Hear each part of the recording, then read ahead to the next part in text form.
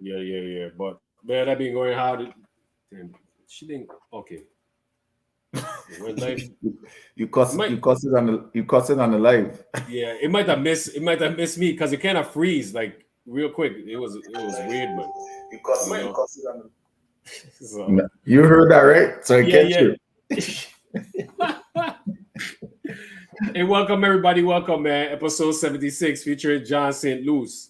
We got my brother Pang here. He back. So hope everybody doing well. Pang, what going on? I see you got that shot there. That Cheetos. That nice. I like that right there. You always bringing in the garments. No man, I'd just be like in stores like Kohl's, Walmart, Target. Those are my places. I try not to shop too expensive anymore, man. Just I'd just be picking up like two for 10, two for 50, $7. It's so and we grew up with stuff like these. So the most I buy is a Star Wars one thing because as a big Star Wars fan. So Yeah. I'd just try to keep the old stuff them alive. You know what I mean? Yeah, man. That's what you gotta do, man. Them thing is historical, man. You gotta always Right. represent. These are the stuff that raise we. So That's you true. That's know, facts. Yeah. Big up Arika. Big up Michael. Good afternoon. Good afternoon. bless Michael Alrica. But yeah, man, I've been missing in action for a while. Just trying to maintain in this thing called life. You know what I mean? So just but I'm back. Fully dedicated and refocus again. You know what I mean? So we here. Yeah, man. I like to hear that, man. You don't know how life is, man. Life don't always trust call bars, man. Sometimes we don't know Facts. it coming. So I'm glad everything well, man. I know the viewers glad to hear everything going well with and everything, man.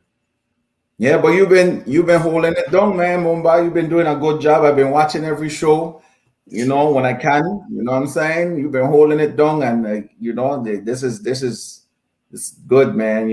Tegan been busy too lately with the Yeah. young team, so you've been doing your thing. Yeah, man. That's holding it down for the bros, there, man. You gotta thank the viewers and the and the guests, cause you know, we have some amazing guests that come on. They just been telling this story fluently, and then the viewers, them, man, they be asking some good questions and keeping the conversation going. So they help me out a lot too.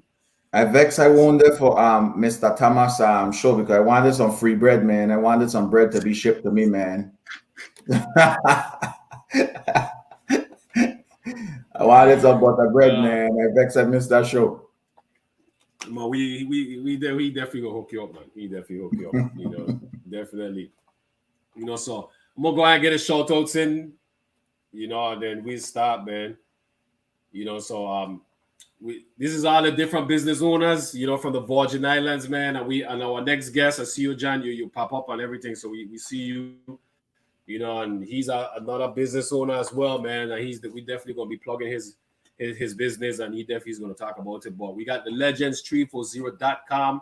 We got Savory Eats LLC based in Orlando. We got the meltingpotcookingclass.com. Follow on Instagram at meltingpotcookingclass. We got Siboney Caribbean Restaurant. We got Next Level Up Printing. We got Calypso Clothing LLC, calypsoclothing.com. Make sure you guys go out and support Dwayne because he always supported everybody else. We got Hungry Hearts Hustle Apparel.com. Also follow on Instagram at Hungry Hearts Hustle. We got Island Time, IslandTimeGrill.com. We have Coach Tiga41 workout videos on Patreon.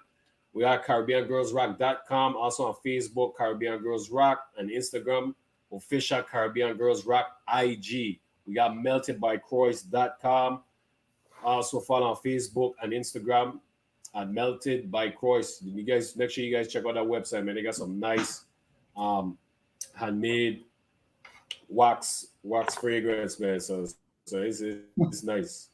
We got Rico Canario. Website is www.lulu.com/spotlight/R Canario. We got Midnight ENT. Follow on Instagram, Twitter, Snapchat, TikTok at The Real Midnight. Follow on Facebook at The Real Midnight ENT. We got City of Refuge Worship Center. Follow on Facebook.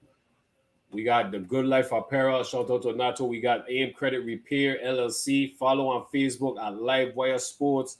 We got C Boogie Talks every Thursdays 8 p.m.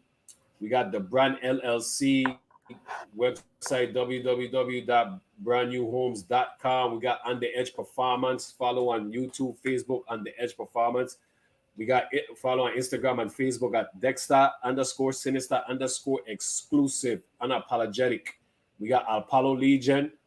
We got Paris Enterprise. We got Larisha Star Brown Stars Eats and Treats. We got Bubbles Promotion.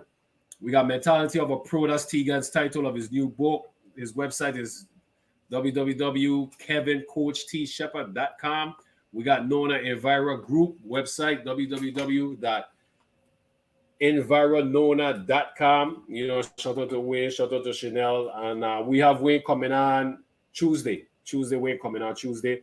We also got Kenya Eugene website, KenyaHeartMusic.com. She got some merch, so make sure you guys check that out. Check it out, and you know, you guys might see some stuff that you like. You know, so she got some masks as well too, and she has an album up there as well. We got Senator Genevieve Whitaker. That's follow on Instagram, also Twitter at Senator Whitaker. We got AnonymousWestGirl.com. Check out the website. We got Right Way Service Station. Make sure you guys check that out as well too. We got Thomas Bakery, and you know, and for others, I can post the contact information up so you guys can order. They definitely shipping, and you guys can order over the phone, and they'll definitely mail it to you, man. So they're doing big things. And last but not least, our YouTube page, v.i.legend. You know, and that's our YouTube. Next time you guys get a chance, subscribe. You know, check it out. So shout out to Dwayne. I see you. Big up to Carrie and Sheldon. You know, good afternoon, good evening, good night, guys. David Maynard, bless up, bless up. Happy birthday, Maynard. Happy birthday. Happy birthday. Yeah, look like my stream is the one I'll be messing up. I think so too. Yeah, because I like my stuff is freezing when I hit it. So anyway, oh well, man. Yeah, man, Pan. So we touched on the last episode real quick. We had Kemet last episode, man, and man, his episode was it was amazing. I don't know if you got a chance to catch it, Pan, but that's an episode I think everybody should want to see, man, because man, his stories about perseverance and resilience, man, and just a positive outlook on life, man, and you know, some of the situations he experienced in life, you know, and he traveled the wall, he's dealing with the turtles, with sea life, you know, trying to keep the ocean and the sea clean, and you know, just I tried to find the word, but researching, you know, and doing all that stuff, man, in marine biology and stuff, you know. So it was a dope episode, man. He traveled the world. He's been a lot of places, man, through Africa, Australia. You know, he been to the Great Barrier Reef. Like, man, he been some places, man. You know, so it's an amazing story. You know, so definitely big up to Kemet, man. You know, shout out to all and St. Joseph Saints and the Central High Caribs. You know, and St. Patrick's, alumni, all those people, man. But Kemet episode was dope, man, and he gracious, you know, with his presence, man, and you know, definitely salute to Kemet, man. He was definitely an inspiration. You know, I think when anybody sees his episode, you can't complain about life. I mean, it's okay to complain about life, but you just got to keep on moving, you know. But so it was dope. Yeah, I think I got a chance to hear one story that he was saying about I guess like he came back to this turtle that he was researching from some years ago, like 10 years ago or something to that effect. But I was still at work, so I couldn't listen in too much, but I tried to log in and hear a little bit, but I wasn't 100% focused on it, but it was just a brief listening. Yeah, man, it was dope. So episode 76, man. We moving up, man.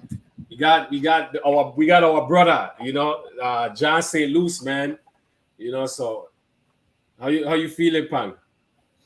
Well, my most memory of John is just a young bull coming up, you know, eager to learn, you know, tremendous hops, and just watching his game develop until all the way up to the point of when I won't on the island no more, and I could hear his name I could see his name in the newspaper, and I could hear people talk about him, how of a dog he was on the court, you know what I'm saying, a fighter, You know, just somebody that just relentless, and I always wanted to win. You know what I'm saying? Listen to Mac talk about him and Tegan, and you know, so it's gonna be good to hear his story. And you know, it's been a long time since I've seen him, heard from him, or you know, just like before we got on, I was asking where he was. You know what I'm saying? So you know, so I gonna be real locked in. You know, trying to just to hear his story and just see all the adversity and triumph and things that he have overcame to become a successful business owner. Yeah, man. Well said, Pat. Well said, man. Big up to Haywood Dane. Haywood Dane. So Yeah, Matt. make sure you guys follow Haywood, support everything. Big up, Mac. Big up. Yeah, man. You know, for John, man, we spent 3 years playing together in the basketball team, man. You know, I met John at Complex and everything, man. So, you know, Pan, you know how it is, man. You know, you that young, you spend that amount of time with an individual, man. You know, you pretty much like brothers. You know, I haven't seen John in like 20, 21 years, but, you know, our experiences growing up together, you know, competing, striving for the same goal. You know, you have a bond that lasts a lifetime, even if we got 20 years without speaking. You know how it is, Pan. You know, so you know, you touch on everything, man. They used to call him helicopter, and they call him a helicopter for a reason. You know, so John put a lot of people on the poster, man. You know, like you say, he got hops. He had a nice mid-range, man. You know, he could bounce the ball. He used to dribble the ball and go between his leg, like man, John had give. You know what I'm saying? So I enjoy my time playing with him, man. You know, he was one of the most talented players I played against, you know, witness as well too. You know, so you know, I ain't gonna blabber no more, man. Pam, you want to do the introduction? Yeah, man. So the individual you all came to see, very well needed, you know, a Barra brother, you know what I'm saying? To everybody that came out to see, here is John Stluce. Hey, what's up, folks? It's good, my Welcome, brother. Hey, I appreciate the introduction, man. Appreciate the good things you guys have to say. No, man, well deserved, man. Well deserving, you know what I mean? Well deserved. Yeah, You earn every bit of it. Yes. Yeah, man. You know, you're just glad to be here. You know, appreciate the opportunity. I know Mumba reached out to me. You know, that's something I could never turn down. Like you said, you know, we played together for a bit, you know, and you know, catch a lot of lobs from Mumba. So I definitely had to come on, you know, just out respect out to Mumba. I appreciate that. Yes. Yeah. If my memory served me correct, I could remember seeing you in a Barra uniform. You was on JV when I was still in Complex, right? No, man, I never played JV. I went straight to varsity. Okay, gotcha. Yeah. So but you was in Complex when I was there, though.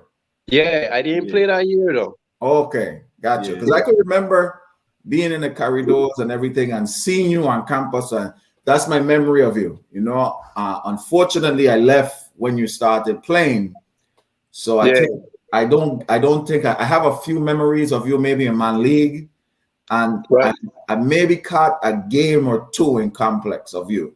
So I have a vivid memory of you of playing, but I just remember you had tremendous hops. And like Mumba said, you had a deadly mid range. That you can't leave you open. I remember that. Right. Yeah. Who you used to play with in my league? She was to play with Showtime. 1 year I played a little bit with Top Guns. How come I don't remember that? You play with me? Yeah, I play with you. Okay, how come I don't remember that? Hey, you know, no comments on that one. Well, you're gonna have to make me go in the memory bank, because as a man, I usually remember stuff that other people don't remember. You know what I'm saying? So I'm gonna have to go and think back, because I can remember Coffee as a young gun, Jason, Stickman. Well, no, me and Stickman probably around a little bit more the same age, but Jason, Coffee, Playboy. We had another young gun that. It might have been you, John. It might have been you. I used to be there. I used to just be on the other side of the bench. One thing I will say, John, I don't believe that because Bow don't bench people. Man. Hey. Hey, but hey, you know what? It was all a learning experience, though. Right. When I was growing up, and when I started to play basketball, I literally started in the 8th grade when I started playing. That was the first time I ever played basketball. I used to always play outside, in the neighborhood or wherever. But back then, you don't know how good you is until you start to play against talent. Right. And yeah, the 8th grade, man, that was the first time I played. I tried for Woodson JV team, and I only make the team because I remember my science teacher, Mr. Pemberton. I was a good student, so he gave me a spot on the team. But I used to run. I remember I used to always run away from the ball. Like when we used to go, like if we had a layup, I used to run on the other side so I don't get a ball because I couldn't lay up. And I remember, I know if I remember Hanin. Yeah. I used to play, yeah, we used to play with Han. I used to play. Hanin used to play on the team, and I remember it was him, a couple of dudes. The man used to be like, "Man, you garbage, man," And I remember that summer, I was like, "Man, when I come back, nobody will be able to stop me." And I used to go play ball every single day. So let me ask go. a question. Didn't you end up playing more with Hanin again in complex? Say that again. Didn't you play again with Hanin in complex? Yeah. And so how he felt about you then? Hey, the past is a past. I just let my game do the speaking for me. I used to go play ball every day. I remember that summer from 8th grade. I used to go play ball every single day on Princess Court. My brother used to come pick me up, and I used to go play against bigger and stronger people. And really, that's how I ended up learning how to shoot.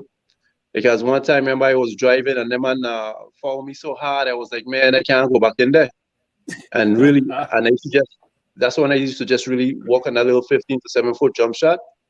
And then, I get real good at it. Well, we're gonna I want you to take us back a little further than 8th grade and just tell us like where you're from and give us a little bit about your background and where it all like started for you, even outside of basketball, like I guess as further back as you can remember. Well, growing up in the Virgin Islands, originally from Mombiju, that's where I was born and raised, to both wonderful parents. And then the typically thing what kids do, from the Virgin Islands. Outside is, we used to always go outside. But my mother was so strict. Sometimes we used to have to wait till she go walk to go outside. So, all we do is playing.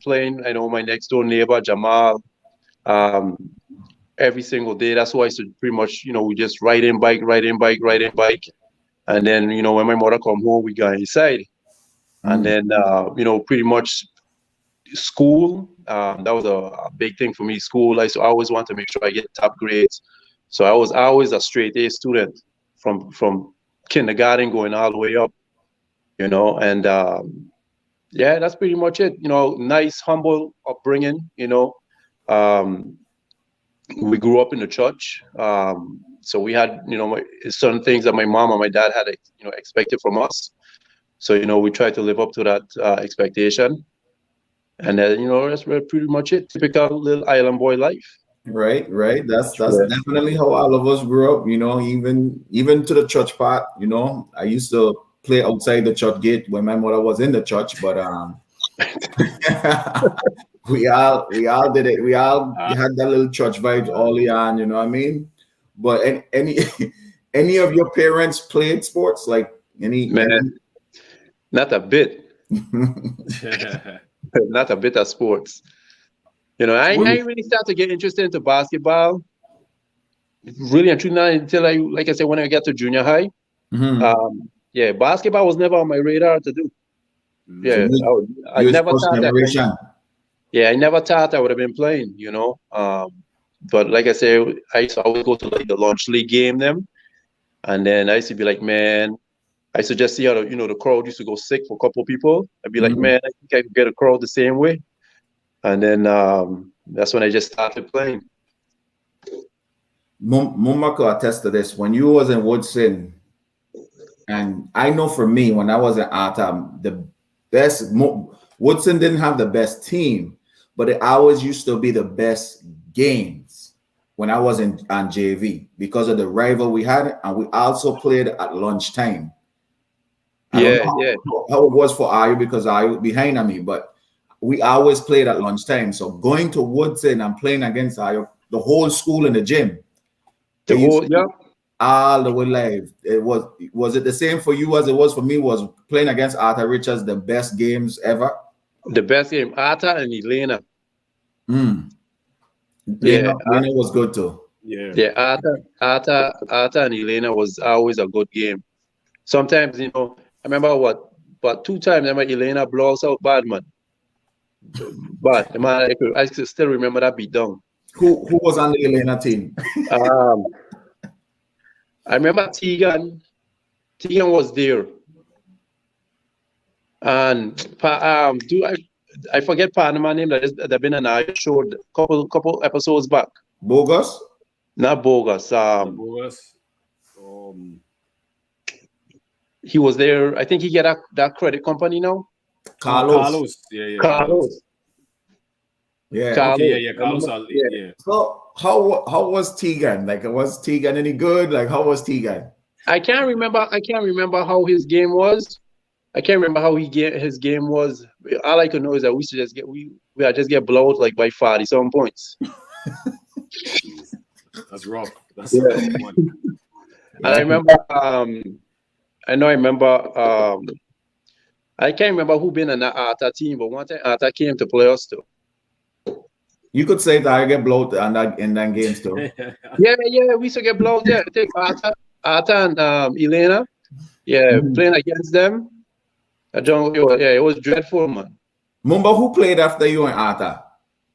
Who played after me? Dude, I no, bro. Yeah. That's a good question. It's gonna be tough, right? Yeah, that one gonna be tough. Yeah, I don't even know. Yeah, I remember what's his name used to play. Remember Valens? Valens, I used to remember. He always had the ball in his hand. You played against Valens? No, he was there the year before I started playing. Oh, okay, got you. I was about to say because Valens was right behind me. Yeah. Valens played with me on JV. He was when I was in the 8th grade, my second year on JV. Valens was his first year. Valens was pretty good though. I like Valens. He had a knack for scoring. The dude could just score. You ain't really much you could do with him. Well, I know he dropped like Tordy and I because he had something against passing. So I know he dropped like 30 points an eye. Yeah, Valens is always show out. Yeah, because during that time, because remember it was 7. It used to be 7, 8, and 9th grade. Right. During that time, right. So, Yep. Yeah. So man, those games used to be amazing. Just being able to play lunchtime, man. In a rivalry school or your home gym, that was one of the best feelings ever, bro. Best. You ain't lying about that. Yeah. So and then go ahead. No, you go ahead. You go ahead. No, you good. No. You good. No, I was just gonna say, and fast forward into going to complex. I knew that when I was ready, I didn't want to play JV. Why not? I just thought I was better than. I just thought I was too good for JV. Oh. Yeah. But I know, really and truly, y'all been there, Pang. I know Pang. It be you, Lenry. What's his name? Kasim? What's his name? Well, Kasim. What's it? Dawa. Yeah. Yeah, all I remember been there. So I was like, man, ain't no chance in hell like gonna get on that team. Well, I wish I gonna tell you like I told Nut at the time, because Nut was the same way, same exact scenario. Nut felt like he was too good for the JV. He would have rather played with us. But because all of us was there, he didn't feel like he'd have met the team. He felt like Mac would have overlooked. And I tell him, son, no, listen, I'm so pissed off. That's the reason why you didn't try out. Because, this is not a knock at anybody who made the team. You know what I'm saying? This is just a testament of his talent that Nut was good enough to play varsity with us. And I would tell you the same thing I tell him after seeing you play. You was good enough to make varsity with us if you had only tried out. You know what I'm saying? And let that be a message to any young player that have these thoughts. You know, you want to. There's only two things could happen. You could make the team or you don't. You know what I'm saying? Right. And if you don't make the team, just take the lessons that you learn to make sure that you make the team next year. You know what I'm saying? But it's only two things could happen. You either make the team or you don't. And ain't nothing wrong with not making a team. It just means that it's not your time. But you know, next you take all the things that you learn, and next year you apply that and make sure that you make the team this year. You know what I'm saying? And that's all it is. But you should have tried out. Trust me, you should have tried out. Yeah. Yeah. But yeah. You know what? Yeah. It was like I tell her, I see Allah. I see Allah. You just. I know, I heard because you go in school, everybody's seeing Ayo, everybody, hey, my son, this man there, he's sick, my son, he crazy, my son, yeah, my son, he could ball, and it's like, nah, I ain't doing that to myself, but. Right. I don't tell my son like not trying and not, it's worse than trying and didn't make it or whatever the case may be. Because if somebody know you could play, the type of questions that you're gonna be asked, and so it'll make you feel something inside. You know what I'm saying? Just yeah, because it's your competitive nature. And that's my next question. Like, how was it watching us play, knowing that you probably could have been on the team? Like, how was that whole first year? Well, that it just what I did. I sit back and like I said, I watch what was everybody's strength and weaknesses, and then it gave me some sense of what I need to work on, and how should I approach the whole game as far as when it comes to being a varsity player. Mm-hmm. So all it is just to and it's more of a mental strength that I was trying to work on, to really to know when I go out there I go and give it my all, and then to just show my game of what I'm capable of doing. So I just used to sit back and watch Allah you play and see what I was good at, and try to kind of put that into my game also. Man, that's what's up, man. That's dope. Man, I didn't know that, man. That's cool right there. That's smart. Well, I'm glad you had the confidence to just stick with it, because you did say that you were too good for JV, which I probably would have looked down on that a little bit, because I used to get Nut all the time, you know what I'm saying, because he wasn't going to play JV, because I forced him to play JV. You know what I'm saying? Not to waste a year, you know what I'm saying? Because he wanted to play on the varsity because he felt like he was too good for JV, just like you. And I say, well, you since you ain't tried for the varsity, you better go play for the JV. You crazy? And they had don't even try out and everything. And I sent him to practice. I tell Phil like he gonna come practice. And and he just show Phil like what he could do. And Phil like was like, oh man, and you ain't been to my tryouts? No, sir. You come. Yeah, but I used to practice with him on for JV team. Mm-hmm. Yeah, I used to practice with him on for the JV team too. So picture this. And why you picture this? Because that same Carlos that you talk about, he was there when you first came to complex. Yeah, and this would have been our team, but he ended up leaving. But still, this would have been our team. You, Nut, Coffee, and Carlos. That four there alone could beat any five of any school anywhere on the island. Trust me. You talking crazy right now, brother. You talking crazy. You don't think that four there? So give me a school that would have and JV would have competed with them, man. At that time. My other team. I take it back. Come on. I go sit down here and think I'm gonna say yeah. You don't be in complex. You don't be in complex. Yeah. You are in complex at the same time? Yeah, not was a year ahead of us. Yes, but what I'm saying is, oh, okay. So not 10th grade year was our 9th grade year. Yeah. Oh, okay, that makes more sense. That makes more sense. So not was a year before that he didn't play JV. But he still should have tried varsity though. The next year too. The 2 years I've been there, he could have tried varsity. But still, them man would have. No, that's a serious team. No, that's a serious team. Even without Nut, him, Coffee, and Carlos would have damaged. Oh no, for sure. Yeah, for sure. So, so the following year, you tried out for the team. I hoping you tried out for the team the following year, the varsity. Right. Uh-huh. And how was that? Like who? How was trying out for the team? Like how tough was Mac and training camp, and like how confident are you feel like I going once the team was picked? How confident are you felt I was to beating Central? Well, coming in and trying out for the team, I already knew I would have given it my all, but Mark and his voice, man, was kind of intimidating. so Mark got a raw, deep voice, man, and that's one thing I used to make sure is that I stay on my P's and Q's, because you ain't want Mark to really get on you, because we already know how he talks. So that was kind of a little motivator for me.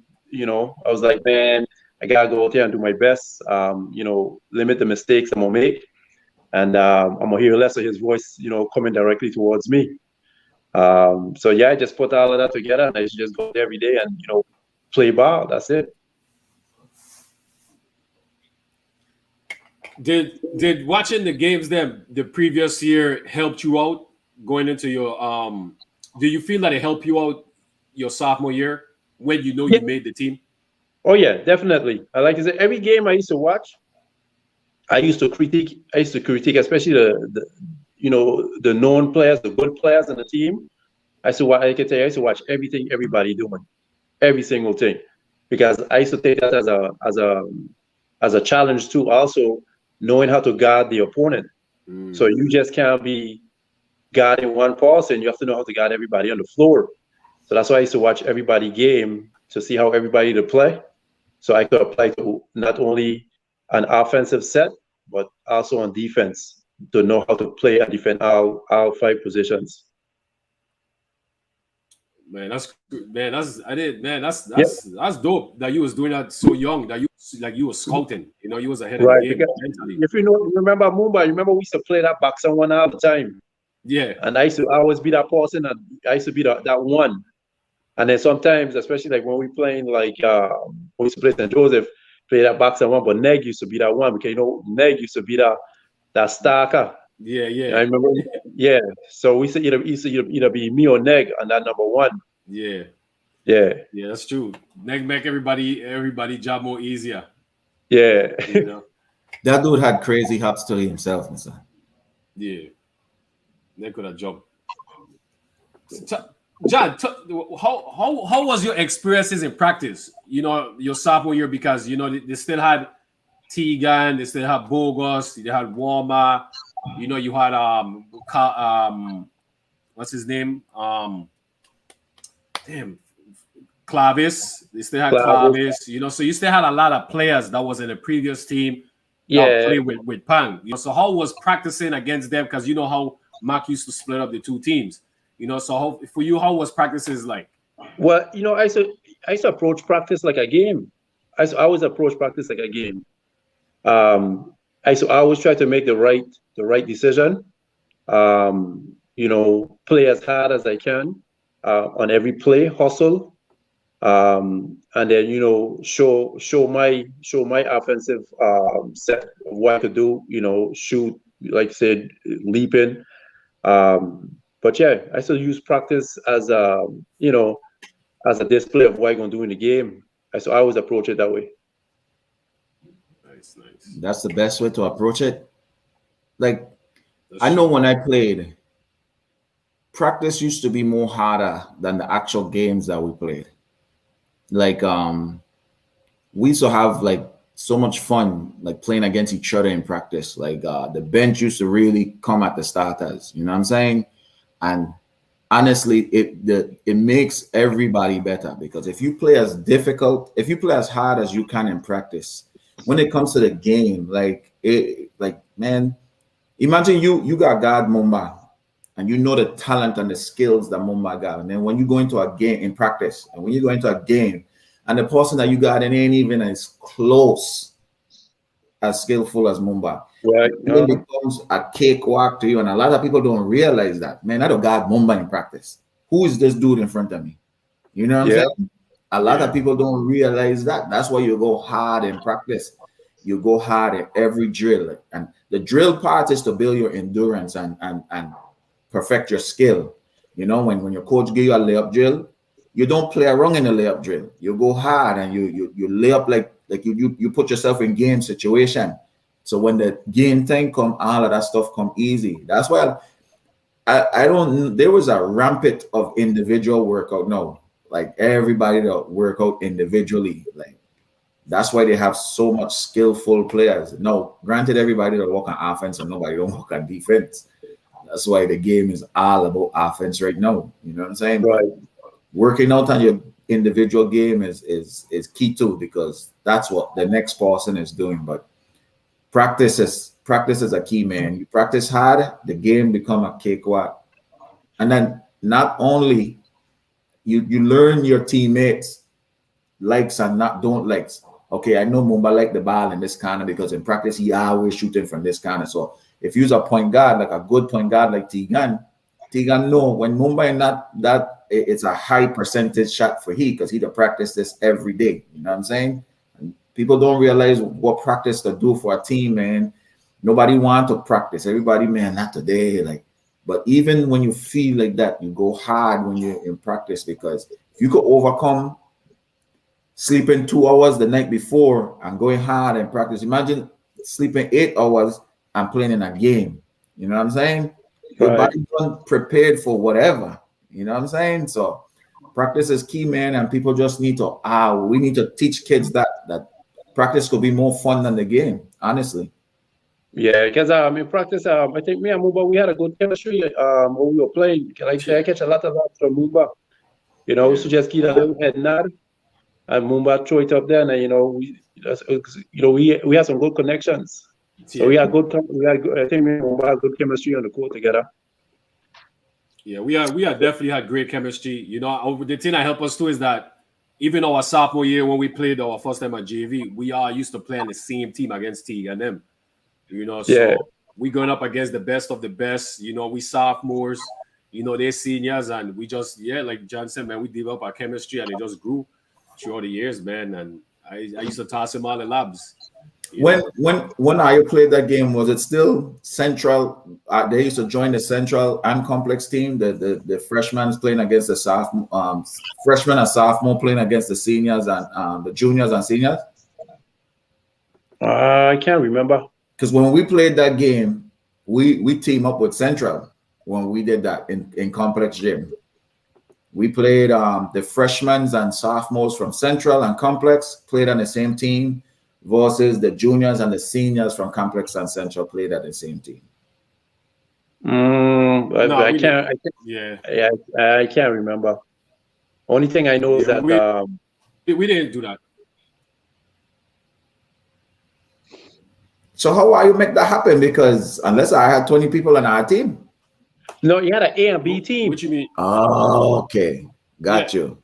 That was our junior year. Your junior year. Yeah, I had an A and B team, and the junior year. That year, that's what they created that junior year. That would have been tough if I didn't have an A and B team. I was thinking, as soon as you said that, I was like, okay, how are you did that if I weren't teaming up with Central? But okay, so when we did it, we teamed up with Central and it was a fun game. Yeah. Yeah, that'd have been cool. Yeah, because that year before they do the A and B team, we used to play against what's his name? Jason Preacher. Yeah. Yeah. So that would lead to my next question. Like, how was your rival, your Central rival? Like, how was let's talk about your individual play, and then you talk about the overall team play. Let's talk about your individual play, playing against Central. Well, really and truly, I didn't think Central was a rival for us at all. It was St. Joseph. Speak it. Yeah, Central.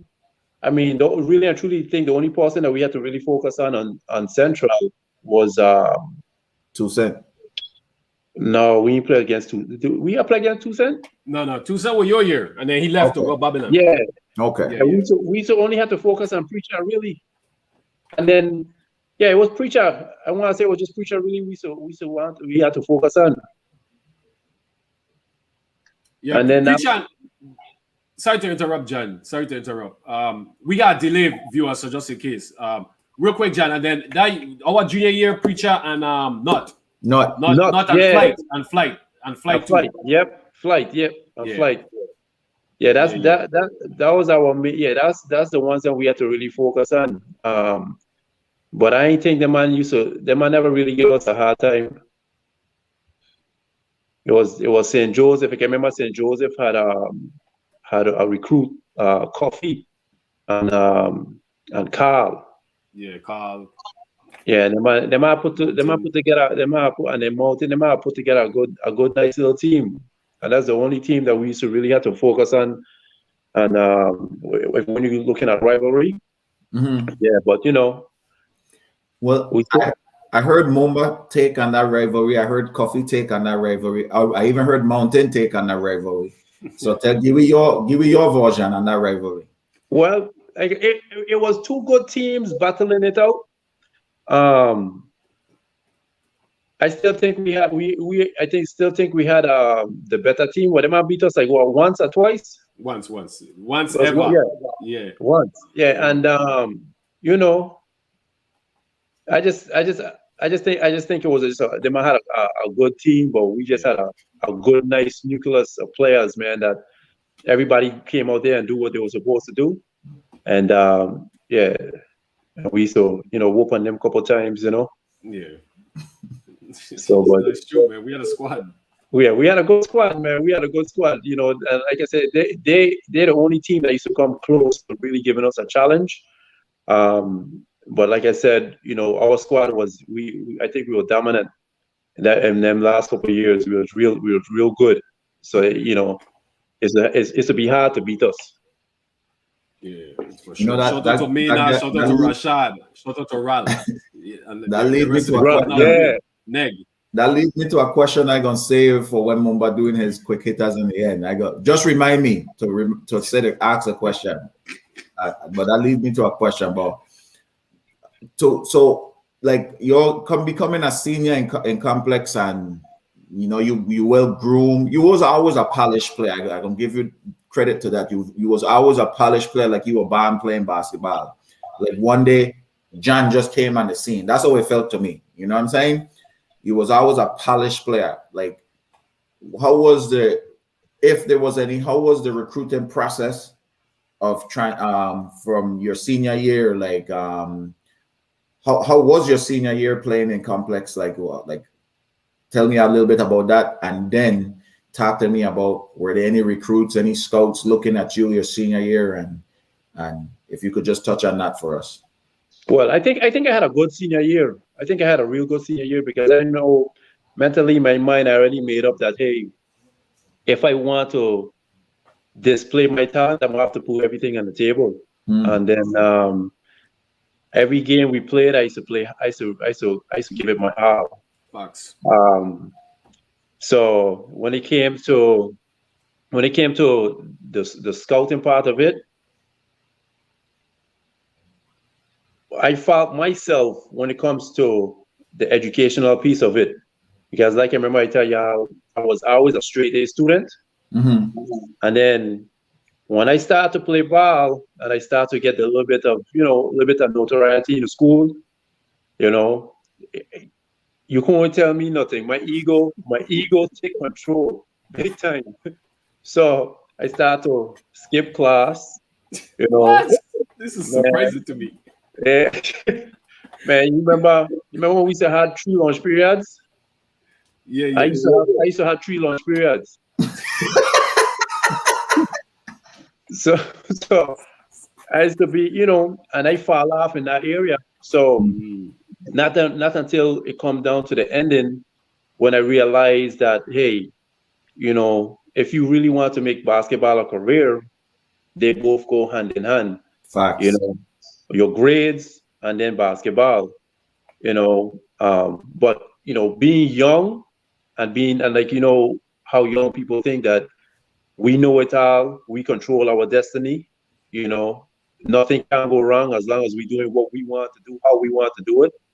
Um, it was a little bit too late then because my GPA had dropped significantly. GPA had dropped.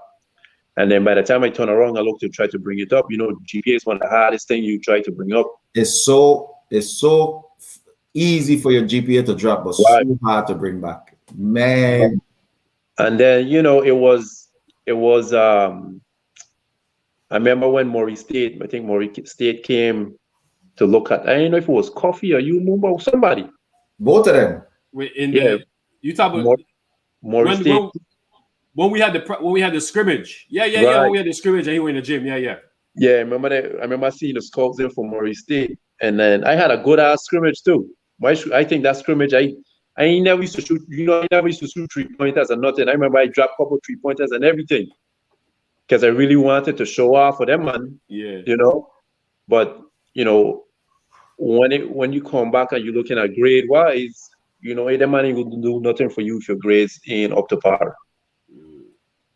So I remember I take the route of going to. I remember we had that tournament in St. Thomas, that Durkin tournament. Yeah. And I remember I had a real good tournament. I remember I went off on them man. Tournament. Yeah, I went off on them man in Rock on that tournament. And I remember I was talking to CB. And I think that's how I ended up going UVI to play ball because it was supposed to be. I go UVI, bring my grades up, and I try to transfer to a better situation. But it ain't go that way. Let me not say a better situation. Let me say a more exposed situation. Right. Yeah. I'm gonna jump in real quick on John's behalf too. His senior year was an amazing senior year. He was MVP at Complex tournament. He was MVP at Iduraken tournament. And I played with John for 2 years. It was a different John his senior year than his sophomore and junior year. Like John was on a different level, man. He was on a different level. He played outstanding the whole year, man. I might have got a little, whatever, but John definitely was, man, he carried us, to be honest with you. He definitely carried us because he took his game to another level, and even I could remember that game when the scout came, Anderson, in the gym, and we had a scrimmage and he had an amazing scrimmage, man. Even in Sunstroke, he had some amazing games, in the Sunstroke All-Star game as well, too. So John senior year was amazing. It definitely was. Yeah. So, and that's why, every time I have like an opportunity, because, and it's just a little fast forward into one of the things that is due now, because we have a nonprofit also, where we just do youth mentoring and stuff like that.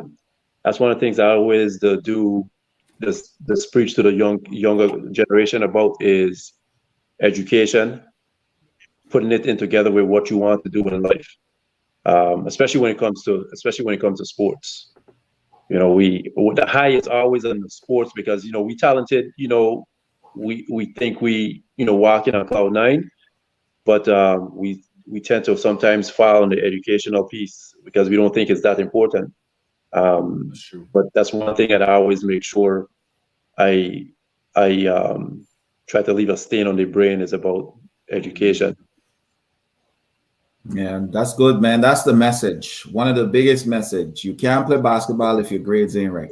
So once you set your priorities straight,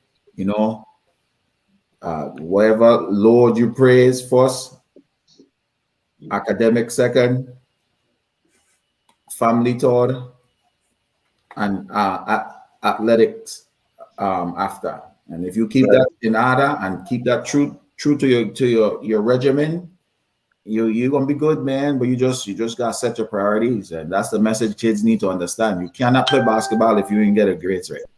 Can't play. So that was a self-inflicted wound on myself. Yeah, you could, you know. Well, and it takes a strong person to admit that, because some people could go their whole career and would, 40, 45 years old, they would never admit it. I always want to blame somebody else of why they didn't make it or whatever. That's so true. That's so you true. got to own up to your mistakes, because that's the true way of teaching your son. Yeah, the younger generation now, your daughter, if she into sports, if you have kids, that's the way how you teach them. You be honest, you tell them where your flaws was, and because you want them to not make those same mistakes. So if you show them that my dad did this and this is the way he telling me not to go, because this is what slowed him down, I wouldn't say mess you up, because you still growed into a successful young man, and you get your own nonprofit and you got your own business and everything. So it just mold you and you took your mistakes and you learn from them, and it just mold you into the person you are today. So it's learning lessons, and as long as you're learning from your lessons, whether there's failure or success, you're gonna be successful throughout your career. You know what I'm saying? So well, you kind of transition us, so like kind of tell me about that UVI experience. And Yeah, that was a good. Why didn't you end up on any of the College Hill episodes? And that was after my time over there. I already had Okay. Okay. Yeah, That's a good one. That's fun crazy, listen. I would never think about that, but that was fun. Yeah, I already had left. UVI was a good experience. And UVI was a little bit of self-accountability issues also. But I think my first year playing with UVI, I had an awesome year. Nice. Give us some of the names of who was on your team. And well, me and Tumpi used to be, Donglo banging it, Kawisi. We used to play with Fish, Lil Raheem. You remember Raheem, right? He used to play with Chicken Hawks. Chicken Hawks, point guard, yeah. Yeah, Raheem Penn, yeah. Yeah, Raheem. Who else? It's a pretty good squad. Yeah, we still had and the name I can't remember everybody. I remember Botron. We used to call him Beep. He had a nice little game. You were the only person from St. Croix? Yeah, I was the only person from St. Croix. Yep. And then that first year, kind of dominate a little bit in that first year. It was real good. We end up. I can't remember what place we end up, but we had a real good year. So, but I left after that, back to thinking I know it all, and that's when I transitioned to the States. I was hoping to go to Georgia State and do it as a walk-on, but I run into some roadblocks, and then I was playing in the summer league, and then I ended up kind of blowing out both my knees. Jeez. And then then after that I was like, man, I ain't playing no more. I literally wake up with like both my knees like balloons. And then I was like, man, the pain was too much. I remember I went to get checked out. I remember I had a stress fracture straight down the middle of my left kneecap. And then they tell me I had tendonitis in both my knees. So I was like, man, I just put the basketball aside and then went on to a different era in my life. And that'll eliminate my next question. How was it? Was it tough to give up basketball? Oh yeah, man, I felt like I was depressed for like 2 years. Wow. Yeah. Jeez. Yeah, I felt like I was to be depressed for like 2 years. 'Cause, that's all really and truly, that's all I used to want to do. And I used to wake up, drink, eat, sleep. Everything was basketball for me. I And had to just try, be and just try to get as good as I can get. so like how were you able then, and congratulations to how were you able to come out of that depression? Because some people go into depression, the depression is introduced to them in their life and it becomes a part of them for the rest of their life. How was you able to deal with it, battle the depression and come out on top? Well, I look at it as turning the page. That's it. I get focused on what my plan B is, and then I just moved on from there. Um, when you in a situation like that, you just have to come to the facts of the reality, and you have to just close that, turn the page on that, and then life goes on, because then you have to realize how young you are and how much more you could, how much more you got left, in the tank. So I was like, what, 20, about 20 years old, 21, so I just, do what I thought would have make me happy. So, and like I said, just on the page.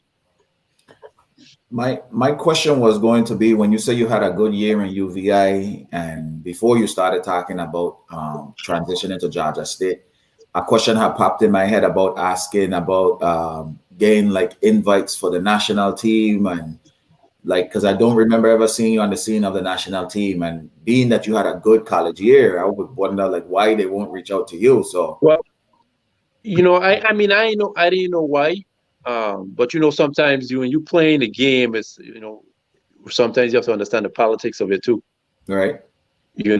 So I mean, I didn't know why, but I never dwelled on it, and I never really, like, some people hold grudge for certain things.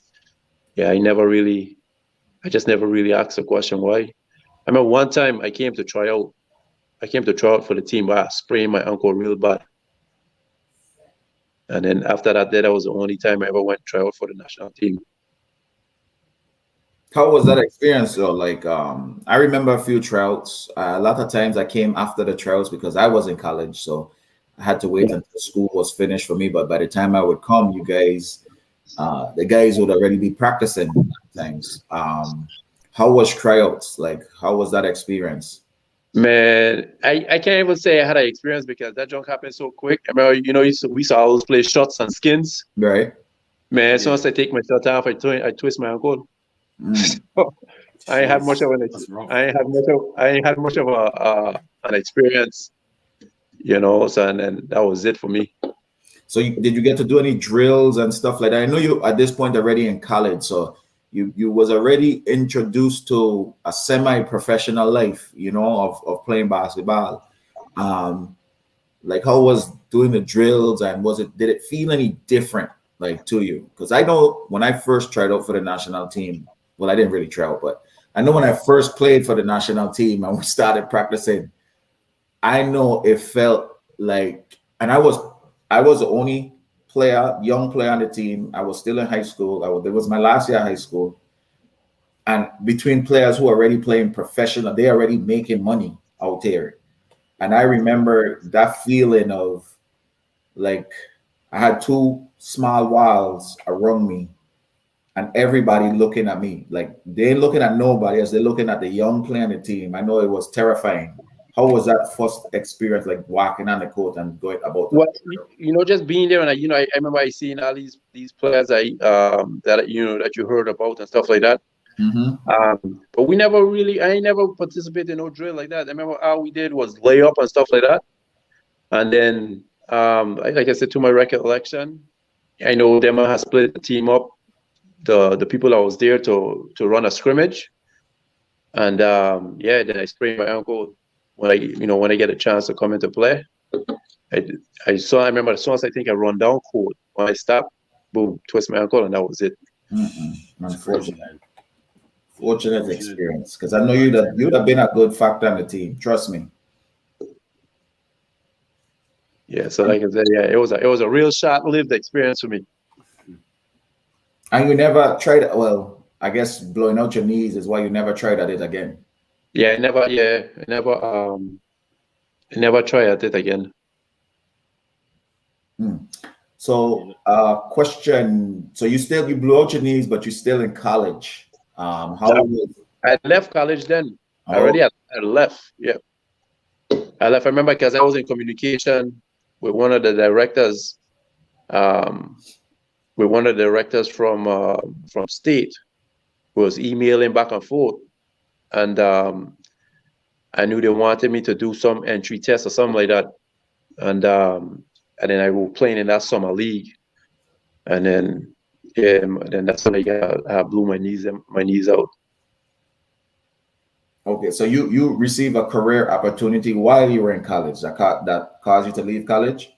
No, that junk is a long story. When I was in UVI, Mm. so yeah, the UVI story is kind of like complicated. Um, but just a brief introduction to that was, so when I was in UVI, I was when it came to, I thought I was on a full scholarship over there. So when the end of the semester came, I went to pick my grades up, and the man said they don't have me enrolled in there Wow. because the tuition or nothing ain't been paid. So I pretty much was playing, going to class and everything, and they never had me enrolled in the school because they said the tuition never been paid. And from my understanding, everything was supposed to be taken care of. Mhm. And yeah, that's how that story ended. So it kind of create somewhat of a bad taste in my mouth. So we really had like a bad relationship after that first year. And yeah, from what I can remember, I was just like, I remember I was speaking to my mother, and my mother was like, "Hey, I need to get out of that situation." And then that's when I left. So you weren't able to transfer That's no tough. credits or nothing. It's like you were about to be a freshman in Georgia State. Yeah, That is crazy. That's crazy. yeah, And that's tough, and that's crazy. yeah. So it's And like, that's what I say. It was like kind of crazy because I noticed, because even when you go into college, you get like meal tickets and stuff for lunch and everything. Yeah. mhm. I remember when I went to collect mine, them and tell me they don't have anything for me, so I used to like pretty much buy my lunch every day and buy my breakfast and everything every day. But you didn't know why though. No, I didn't know why. Man. Man, that's listen. So but I'm laughing because that's crazy. Like your coach Yes. honestly. didn't know either. He didn't know what was going on either. None of your coaches knew that.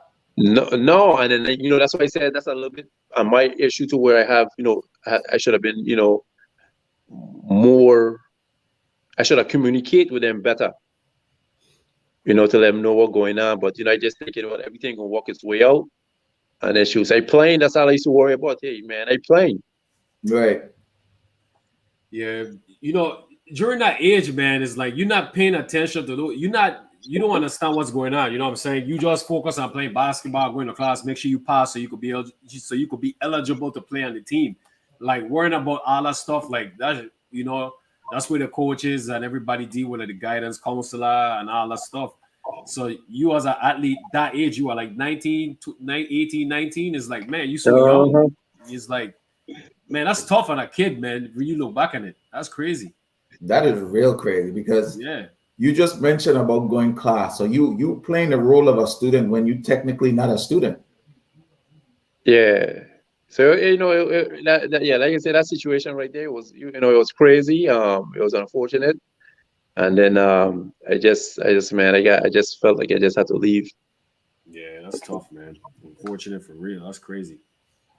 Listen, that's a man. Wow, you've been through a lot, man. In like you went through a lot in a short period of time. As far Yeah. as with that situation and then your health wise, playing, man, that's tough.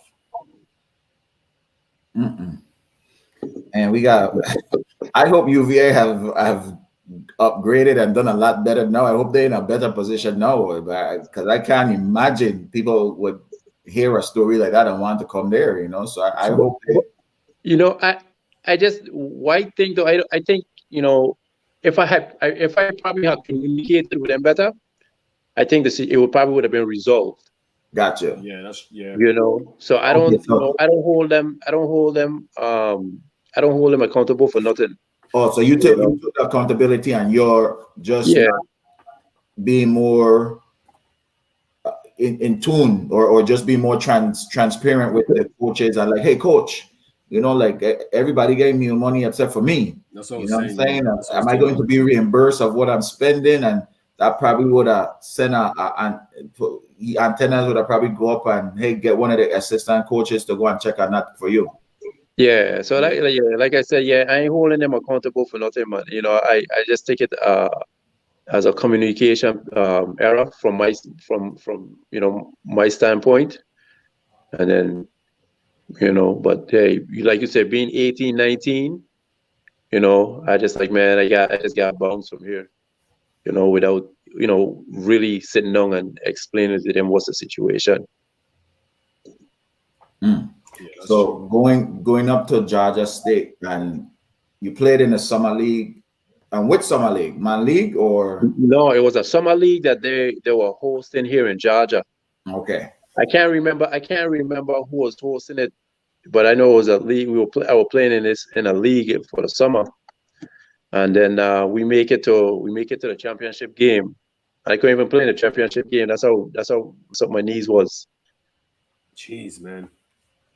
And you didn't know it was messed up until you went to get Until when I wake up that morning, we played that afternoon, and then I could have felt the discomfort in the knees, but mm, when I woke up that morning, I literally had to roll out of bed because my knees couldn't even bend. Jeez. Wow. mm. Yeah, Was so that's it. the summer league team you was it anybody from it was any Caribbean players, anybody from the VI or anything, or Man, pretty much everybody from there? I can't even remember. I can't remember who I've been on that team.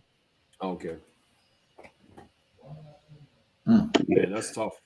And let's talk about the academic side. So when you got to Georgia State, did you apply? Did you like? No, that's why I tell you I was in communication with one of the directors, Mhm. and then he wanted me to do some sort of he told me to go online. I had to go do some type of entry test, Okay, got you. You did say that. You did say that. and I didn't even do that either because of the whole injury thing. Mm.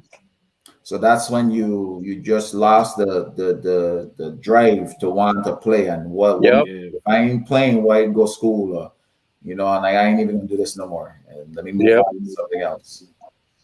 yep. Mm. That's tough, man. Man, I'll that probably yeah, like that was honestly, I'll tough. probably react the same way. I'll probably do the same thing to be honest with you, brother. Because Yeah. you know, But you see, hey, but you know what?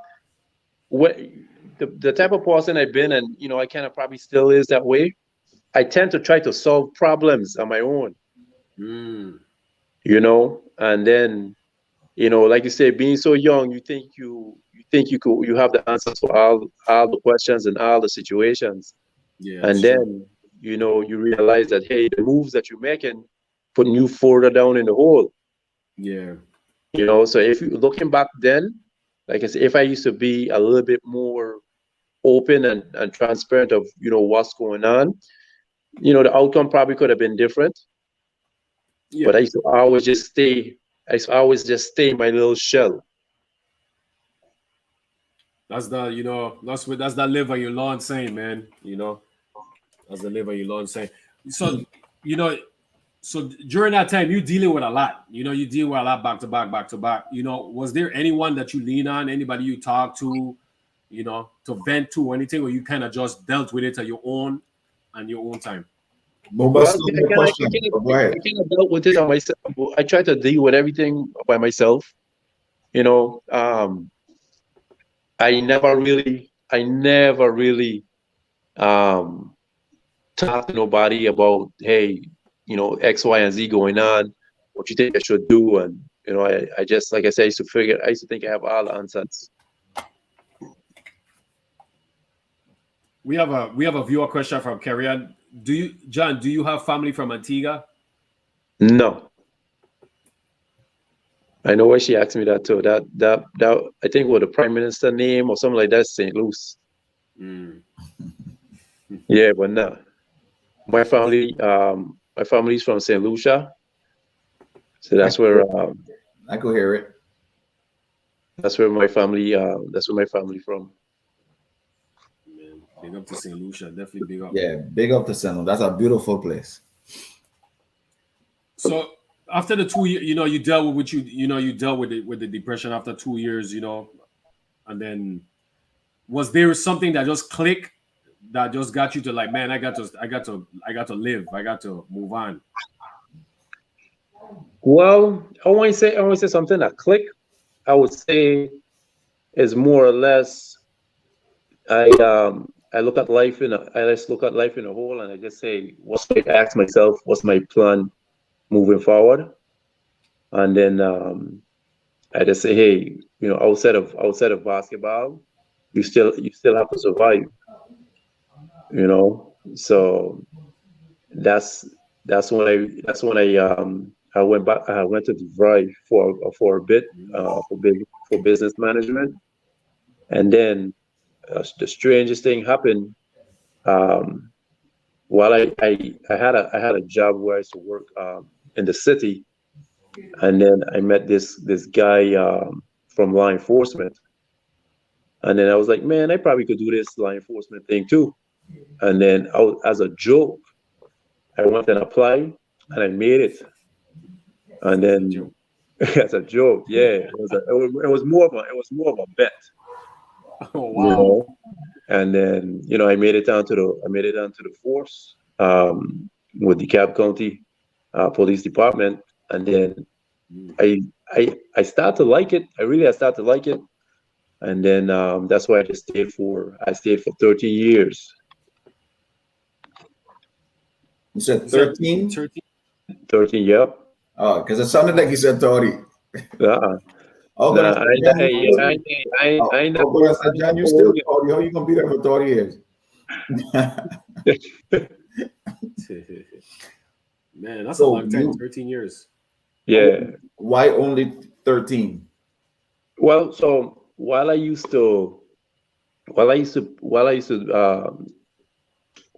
in the force, I used to train. I used to do personal training because we used to have 3 days off. We used to have 3 days off in a row. And then how I really got introduced to personal training was that I used to work out with a friend of my wife, and then her husband had need some help building up some strength, and I put together a nice little strength program for him.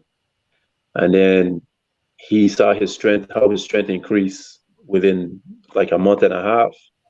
And then really and truly, the joy and excitement that I see he used to have and the drive, I was like, man, I need to do this full time. Okay, it was a real good rewarding feeling. And I used to always do my little research and stuff like that, study up on learning the body and how the body moves and stuff like that. And then I just like, man, I just couldn't do the whole police thing anymore. And I just left, and then I said, "Hey, I got to do my own thing." And then fast forward, I opened up my own gym. How when you made the decision, was that decision discussed with your wife, and how that discussion went? Well, I remember having a discussion with my wife, telling her, "Hey, really, I can't remember how I brought it to her, but I remember telling her, hey, man, I need to leave. I need to do this personal training thing.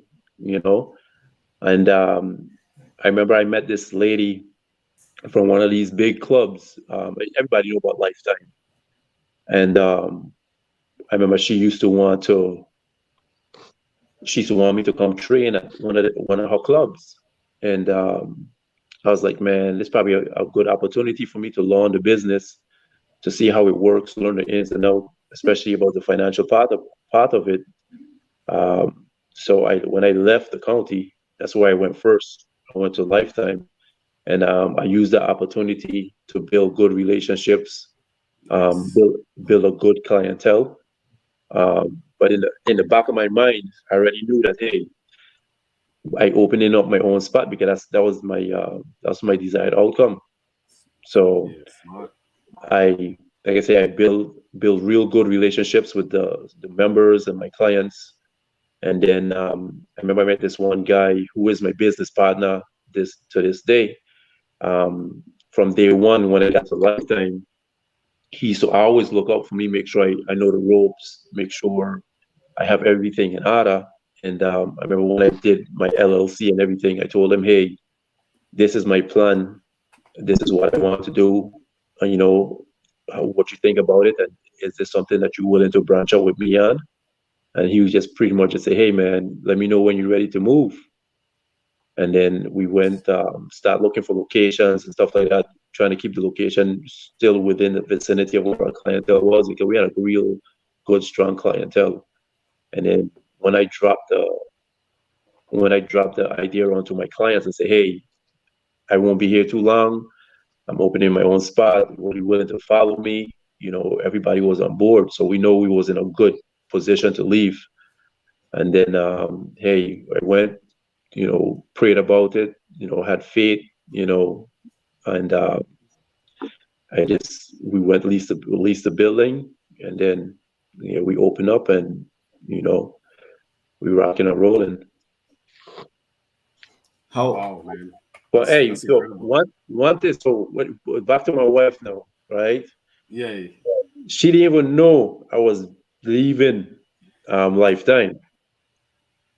She didn't even know that. She didn't even know I went and leased the building. Wow. Yeah, because I said this is something I wanted to do for us, And I remember when I leased the building, I came home. I just put the keys. I had the keys in my hand, and I showed her the keys, and she wanted to know what the hell is this. So that's how I break the news to her that I stepping out on my own. How did you handle it? But I mean, she was glad. She was glad, but one thing, and I know my wife, right? I just know her. She's more of a show me than tell me and watch me go through the process. Oh, okay, I see. So I knew I had to make it happen first before I tell her. True. So yeah, she's never gonna forget that moment. That's a good one. I ain't advise everybody to do it like that though. You got to know who you with. Right. Facts. So we have a viewer question here. This is from Mac. Ask John if you remember our trip back in the day to Ibonito when he ate all those hot dogs for 50 cents. I ate 15 and he ate 17. Hey, Mac, and I still tell that story up to this day. And I still tell people about that story when we went to Ibonito, man. We had all of that, and then remember McDonald's has sponsored the tournament, and then from eating them 17 hot dog, I want to eat more Big Macs. I had like two or three more Big Mac waiting for me. Can you still eat like that? Oh heck nah. I could barely eat 3 hot dogs. Yeah. What? Yeah, Mark, we playing, brother. Yeah. I believe it was like Christmas, brother. That play, man. He was getting all kind of food, man. Everything. Yeah, that was a good trip. That was a good trip for us too. Yeah. We could take it back a little bit since I gone there. Like any other trips besides Rock and Puerto Rico that you took? What about Milwaukee or Chicago? You ever attended any of those trips? No, the only other place we went to was Tatola. Yeah, Tatola. I remember that. Yeah, that's the only other. Yeah, that's the only other trip we took was Tatola. I remember when Complex are first opened up, they invited Tatola to one of our first tournament, and I remember them not being that good. I think we beat Tatola like maybe like 100 and something to like 20. Jeez. Yeah, I can't remember how that tournament ended up though. You can remember, Mumba? No, I don't think we. To be honest with you, I think we didn't do good in that tournament. I can't remember winning that tournament or anything. Yeah, I can't remember how that tournament went. Yeah, I think that was a rough one. That's the way we beat them is probably why they didn't invite us to their tournament. But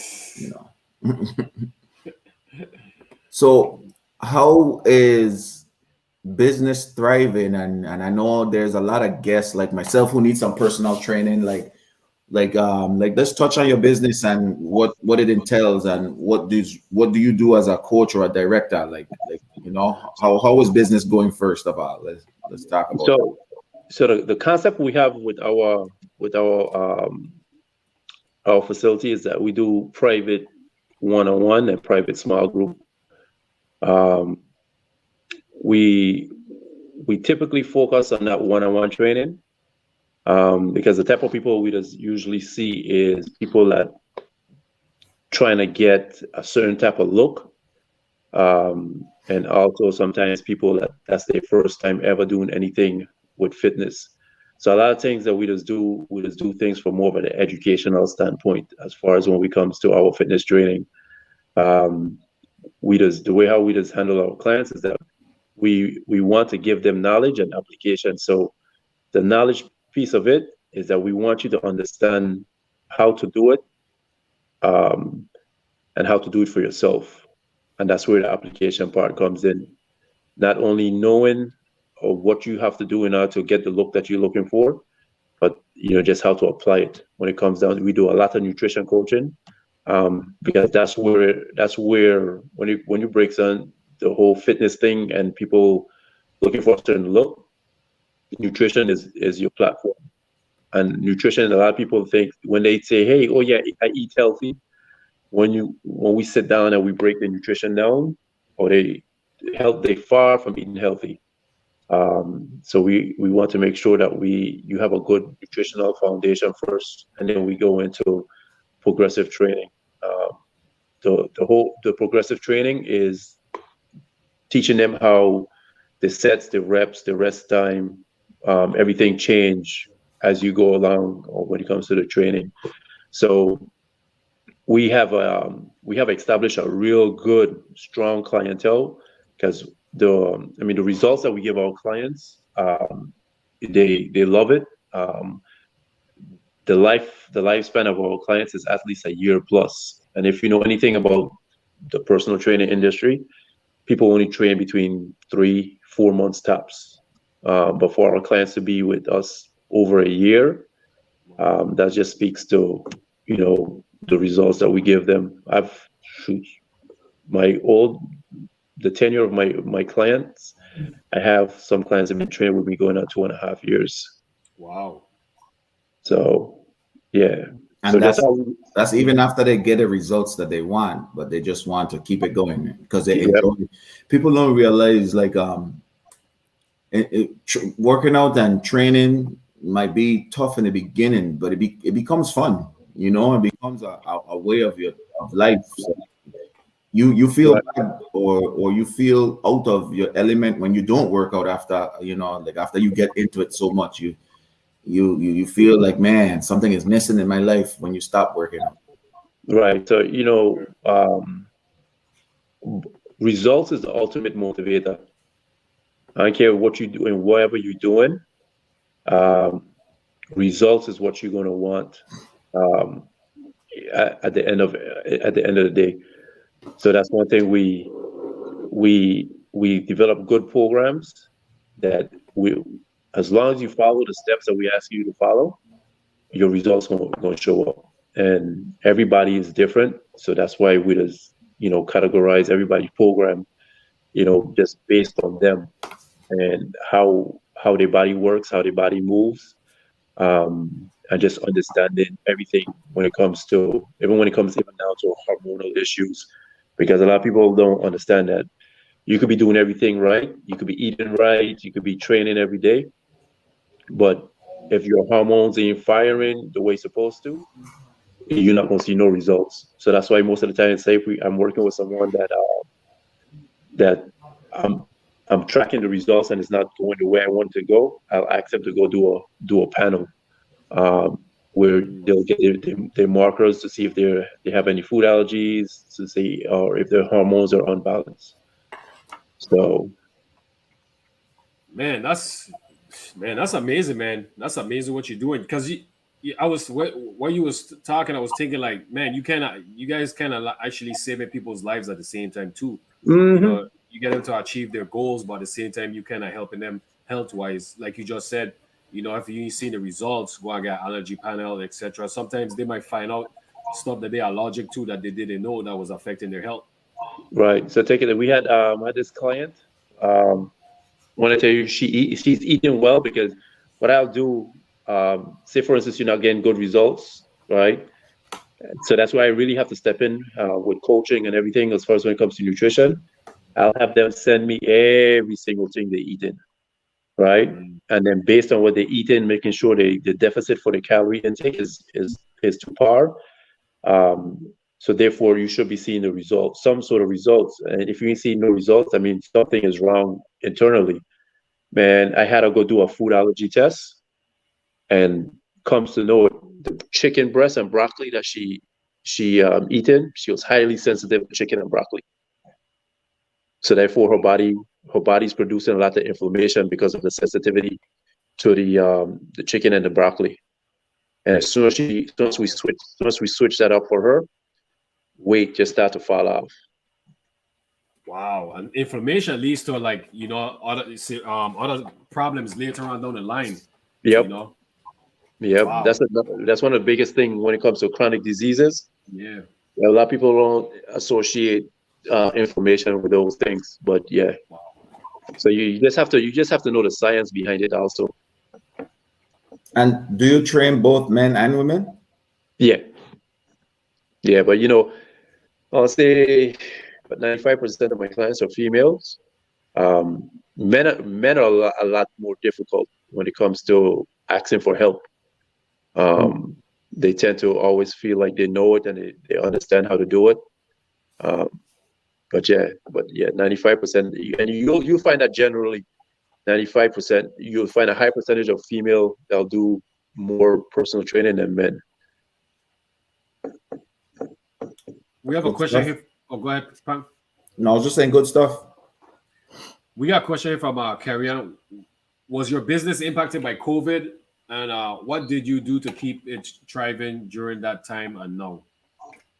Okay, yeah, so the yeah, COVID definitely gave us a punch in the chest, um, because they had a mandatory shutdown in the county that I was operating in. So we had to close down shop. But when we get the green light to reopen, we did. The good thing about the way how our business is structured with that one-on-one personal training, that private training, we're not open to the public. So therefore, Mm. the people that we see on a daily basis is they will see them probably Monday, Tuesday, Wednesday, um, and it's not like we seeing strangers. So one of the things that they was good at was making sure, hey, John, I'm not feeling good today. I'm not gonna come in. There was always curious about, well, not curious. There was always well, and when it comes to looking out for our safety and their safety also, they're always been good at it. Mm, So nice. thank God this far that we never had no incidents or nothing at the gym. So I think it's just the way we were structured, where we were able to control the atmosphere, and we'll be able to make sure everything is sanitized. Um, and like I say, the people that go in and come in, they really do have our best interests at heart. That's the stuff.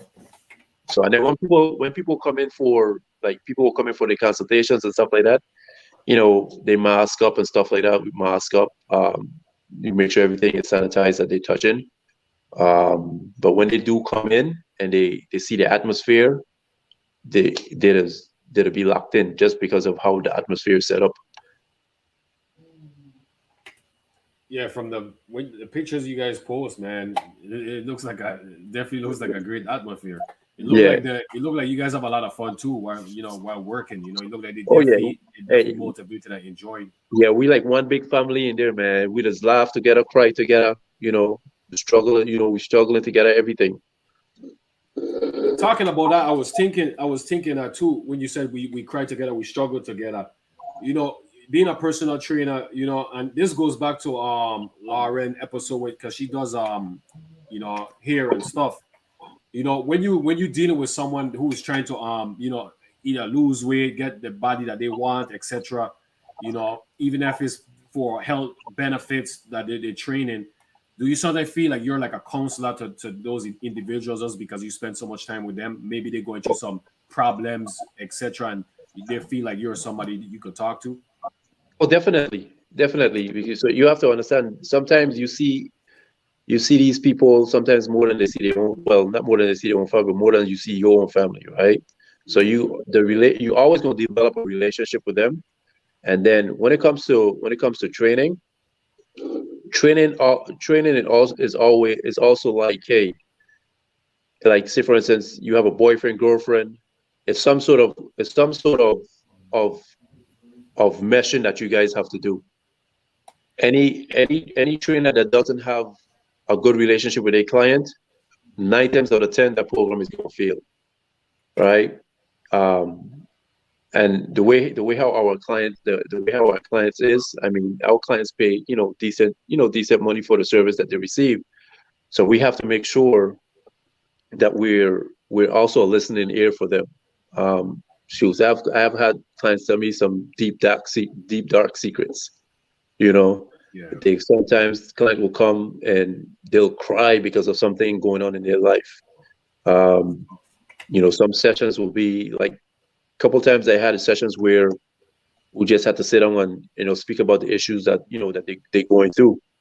Especially when it comes to the weight loss clients, most of them, that weight loss is very, very, you know, emotional for them.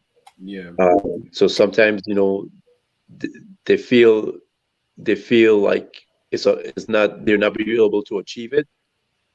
So just a whole lot of stress sometimes come on them, and they'll just break down in front of you. So you have to be able to communicate with your client and also show that level of care. And that's why a lot of times when people doing like online programs, they sometimes fail at online programs because they don't have that support system. mm, That's like I had one of my clients. The only time I remember she told me the only reason why she come is because she feel like here is a safe spot for her to be and for her to let her emotions out. So yeah, you have to have that counselor side of you always locked in. yeah, that's deep, man. We have a question here from Andre. What would it take to get the male clientels to your service? Well, I don't think is anything in particular. I just think is that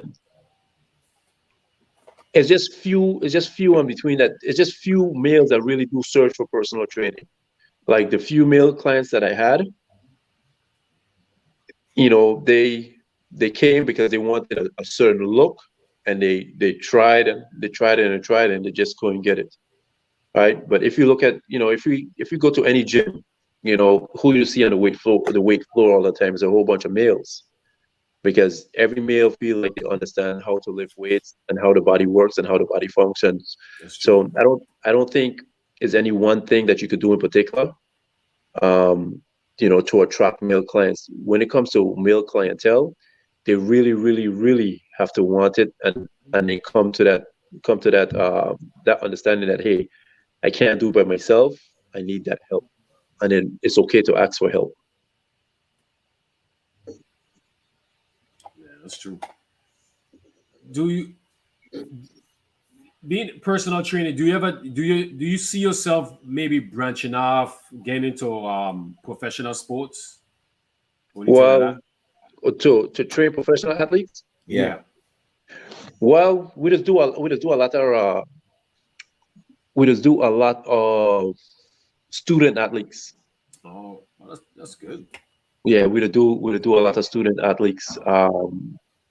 My business partner Lamar, he does train a lot of student athletes. Not so much me, but that's his niche, you know. So, but when it comes to branching out as far as when it comes to professional athletes, yeah, hopefully we could attract professional athletes, but we're not really set up in a way to to get that those professional athletes indoor yet. That's the plan. So Nice. we try to expand, and that's what we on the side that we're expanding on. We're gonna focus on a lot of sports specific training. So therefore, we can get Mm. those professionals in. But our student athletes, I mean, they killing it. They're like top of their sports. Wow, that's big, man. Yeah. That's it goes back to you were saying earlier, you kind of building a relationship with the student athlete. So eventually, if whoever decide, they further their talents into the professional realm, then you have that connection, where you could probably, like where you're heading at, like you just mentioned, you have that connection. So now they could bring more towards your organization, if you decide to go to the level that you want to take it at. Yeah.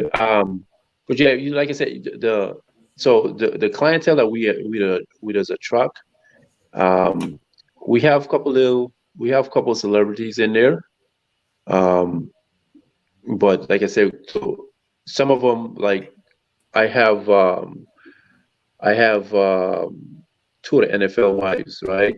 So hopefully, what I'm really trying to do is to try to get them in the door also, and try to see if we get a good coaching program for professionals also. Nice. That's awesome, man. That's good. So I think I heard Mumba actually this questions offline before we got on. Are you guys web based? Do you have YouTube channel, and do you do like personal videos for people who want to subscribe to your page? nah, nah, not as yet. So when it comes to the whole like social media, exposing ourselves on social media, that's our weakest area. We really need to pick that up as far as that social media end, and do a whole lot more promotions. The reason why sometimes we kind of like slack on that, because like I said, our clientele base, a lot of them private, a lot of them don't want to do none with social media. Um, they don't want to be posted. They don't want no videos, and we have to respect them when it comes to that. And I ain't a big social media fan either. So yeah, that's one thing we need to improve on. And we hoping to get somebody on board that'll be able to do all of that. What you just said, Bang. Really nice. We have a question Good. here. Oh, go ahead, Pang. No, Sorry. just want to say well, good luck with that. Maybe I might apply for a job one day. But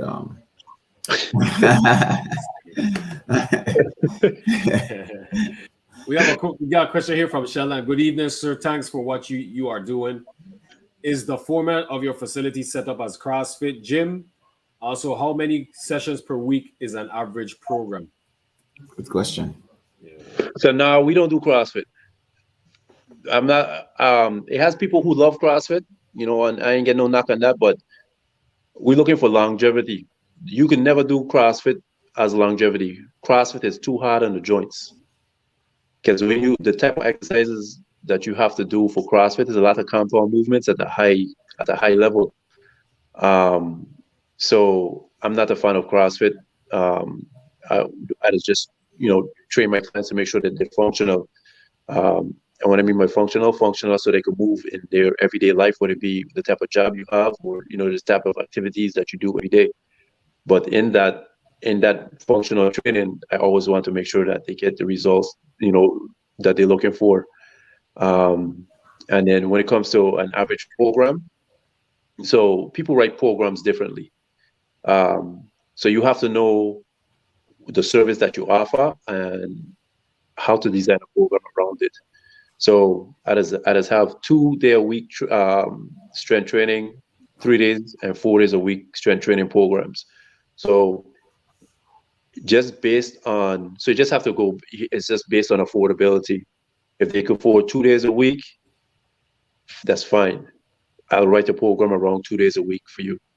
If they can go 3, that's also fine. Then I'll write the 3-day, or if it's 4-day a week. But you always want to consider frequency. Frequency is always good. The more you do it, the better your results can come, or the quicker your results can come. But on either one of the programs I just put together, you still gonna get the results. So on that, on average, but if I have to get specific, on average, my clients is 2 and 3-day a week. Those pretty much run the competition.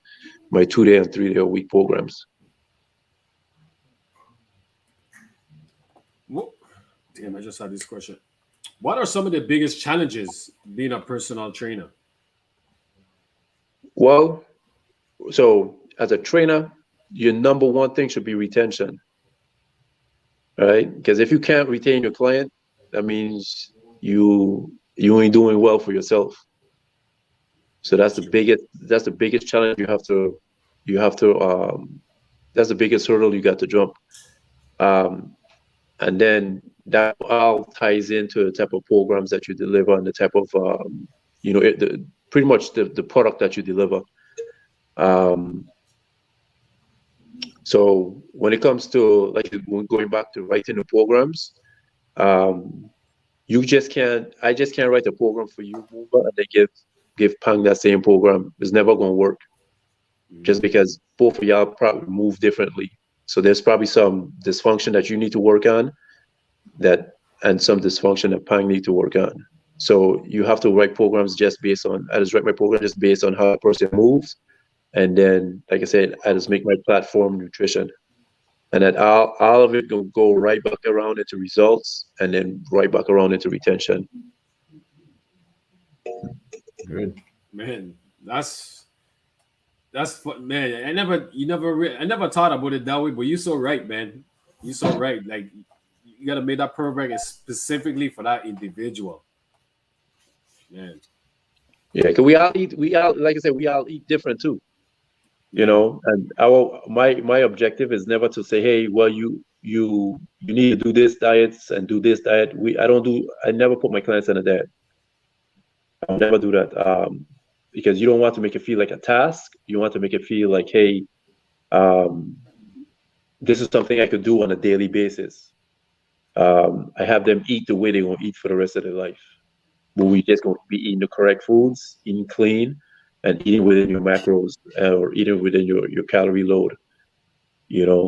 So I don't never tell them, hey, do keto, do intermediate fasting, do paleo, I don't never put them on certain specific diets. Man, that's dope. You kind of you pretty much cater to your clients. You make them feel comfortable. Oh yeah. Yeah, that's important, man. That's so important. So so when it comes to, and then, being an athlete, we understand coaching, right? And say, for instance, you're a basketball player and you have a habit of doing certain things that causes turnovers. If your coach is not a good coach and address that issue, well, all you're gonna do is keep having turnovers, and Yeah. So that's what I do with my clients. I identify their main issue and I coach around it. Yeah, that's how. Since becoming a personal trainer, how has that changed you as a person? And the reason I ask this question is because you mentioned earlier, the clients them they come to you and some told you their deepest, darkest secrets, etc. So I know you have had multiple conversations about a lot of things, and sometimes you might have probably learned something, or someone might have told you something that affected you in a certain way that maybe changed you. So is there anything that have changed you as a person, being a personal trainer? Um, I won't say necessarily change, but I would say improve on the level of care that you give someone. Mm, Okay, that's very important to a lot of people, you know, um, because a lot of people don't care what you know if you don't show that care behind of it, you know. that's true. So it just helped me worked on just showing my level of care to people. And yeah, I won't say nothing really changed. Nothing really changed me. Okay. Yeah, and well, just being in the fitness industry, because the fitness industry is saturated with people who say, hey, I'm a trainer, um, but you have to look out for the bad ones and be able to separate yourself from just being hey, I'm just a trainer. You have to be able to separate yourself from that. So that's what I just always do. I just always read. I always try to do little courses online that I could probably knock out in a couple minutes, but it still provides you with good information. Yeah. So I'm always learning, I'm always learning. And that's one thing I don't never stop do is learning. I just listen to a whole lot of audiobooks, and just to help me, you know, get a little bit more advanced than just a typical trainer. We have a question here from Andre. How do you recruit your clients, or is it done on word of mouth? So 90% of our clients is referrals. So we do have an app out there where if someone looking for a personal trainer, let us notify us that hey, someone's out there looking for a personal trainer, and then we just have to contact them and try to convince them to do our programming, which pretty much is sales. So our closure rate is phenomenal. Say for instance, we see 10 clients, 10 individuals this week, we probably don't close but 7 or 8 of them. So but yeah, a bunch of it is word of mouth.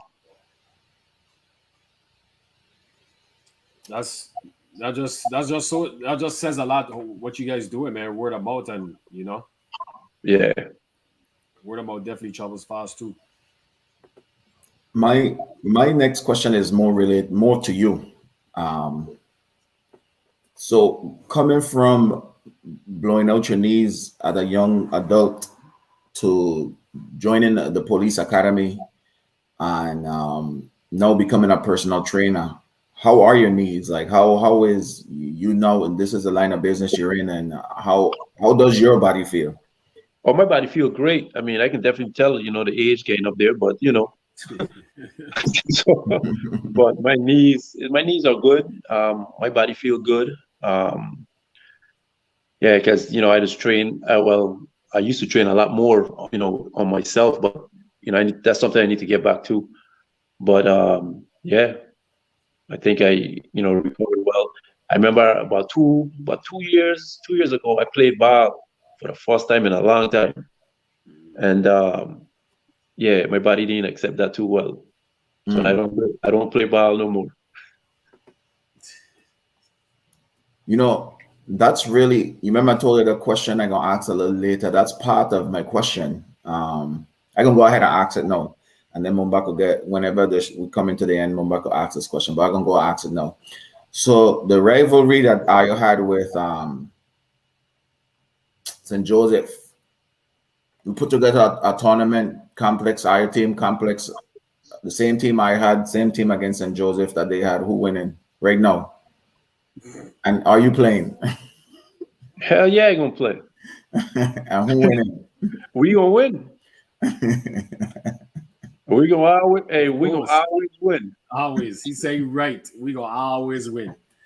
You know. So Coffee, no, and I'm pretty sure Mountain could still play. I'm pretty sure Carl could still play. And Coffee probably being the best Virgin Islander of all time. Right now, I'm beating them, man. For sure. We'll be, hey, for sure. For sure. Nothing ain't changed, Pan. Hey, Nothing ain't changed but time. yeah, that's all. I could still shoot. That's it. I can't dunk no more though. Mm. Once he could still shoot, we good. We good. You know, once we get Neg on the team, we good. Right. And now We you know good. they got well back then I used to be like what 160. Yeah. So now they got to deal with a 215-pound John now. Yeah. See, oh God, that's problems. And that's muscle. Yeah. Yeah. Problems. I could see you trying to bust out your hoodie there through your arm. I could see you trying to bust out your hoodie there. Yeah, man. We got a question from Kerry and Shepard. Do you have any plans to expand to other cities, states, or even back home in the VA? That's a good question. Yeah, most definitely. Man, I tell some people if they go in my head and see my thoughts about where I'm trying to go, it's a scary image. You know, I really want to expand with more than one locations first here in Georgia. And then I definitely want to come back home and do something. Because I know home they got a lot of people who train home. Okay, I follow a couple of people who does do fitness training from back home. But I really think that when it comes to facility wise, we need a good training facility back home that offer everything. That'd be good, man. That'd be so nice.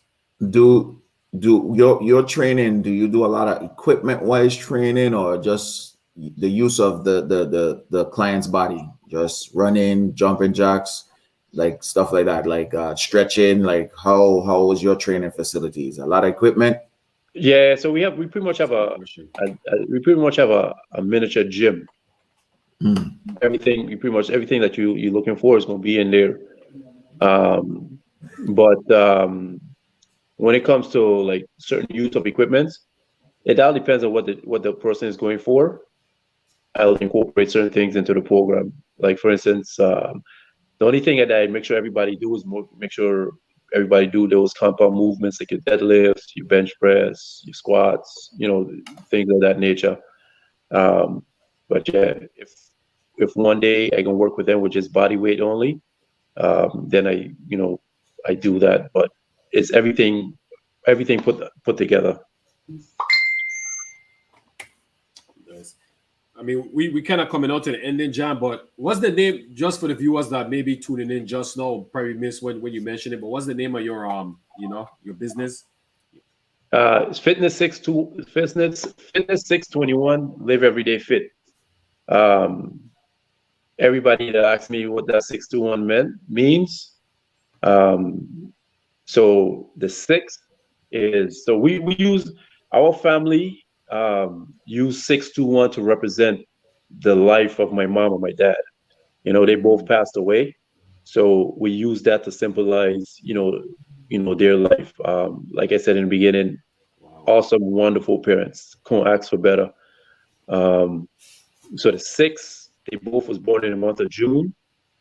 The 2 is their anniversary date, so that's in February. And the 1, they both passed away in January. So that's what that 621 means. And the Live Everyday Fit, that's my business partner motto. For his training, he goes by Live Everyday Fit. They call him Mr. Live Fit. So the LE, Live Every Day, and the Fit. So we just combined the 2, and created a great brand. Well, good combination. First off, I know condolences to your parents passing, and what a cool name with meaning. Love that. So that's the very first step of success. Everything for you. The name of your company is organic, You know what I'm saying? It's real. Right. It's home base. You know what I'm saying? So Yeah. who wouldn't work hard for that? You know what I'm saying? So I could just imagine your clients just loving you as a person because where your company and the idea just originated from. You know what I'm saying? So Facts. kudos to you. Yeah, thanks. Yeah, that's true, man. That's true. I had a question just now and I forget because what Paul was saying was so true and I just lost thought on it. Oh yeah, merch. For the viewers and whoever anyone that watches the this episode, merch. Can they purchase the clothing, shirts? Oh yeah, definitely. So we have a Shopify page and also on our website www.fitness621.com. That'll take you to our business page, and also he has a shopping field on there that you can shop the merchandise. And also, if you like, go to our Shopify, which is 621liveeverydayfit.com. Um, we we have products in there also. Right now, we just waiting for a lot of our new products to come in. So as soon as they come in, we go and post them. Nice. So you could just, if you guys interested, just, periodically check back, every so often, and y'all go see there. So let's hope. Hey, my my my hopes and dreams is to make sure this is a worldwide brand because I think we do things different than a lot of people. And yeah, we just want to really show the quality of our work and also our products. That's what's up. Yeah, well said, man. Man, that's dope, man. Yeah, I definitely gonna be purchasing, man. So definitely gonna support, man. You know what I like this the just based on all your explanation about your company, I like the authenticity, and it sounds like you're really for your clients, and I think that goes a long way. And um, one thing Andre asks about recruiting, Olia, I think word of mouth is the best recruitment of anything, and it speaks for its. You just the way how you explained your business, it speaks for itself because you don't have social media. It's the weakest part of your game, but Right. that doesn't hinder your company from excelling because you treat your clients right, you do good by them, and they get the results that they're looking for. Why wouldn't I tell my girlfriend in the hair salon that asking me about how did I lose this weight or how am I bouncing around the place and we both the same age, or a guy that's working, like let's say another guy who's a police officer and he outrunning his partner to try and catch a perk, you know what I'm saying? And he partner like want to know like how where you get so fast, when did you get so fast? And like, Yeah. check out my boy, I hear and that'll really work. Honestly, that'll really work. Yeah. That's Yeah. how it should be. It's funny you said that with the policy because I have a client right now. She's training to be she wants to be in the FBI, and I have her on a strength program. And I tell her, I promise you, you're gonna be stronger than your husband. And and literally, yeah, she's stronger than him now. Wow.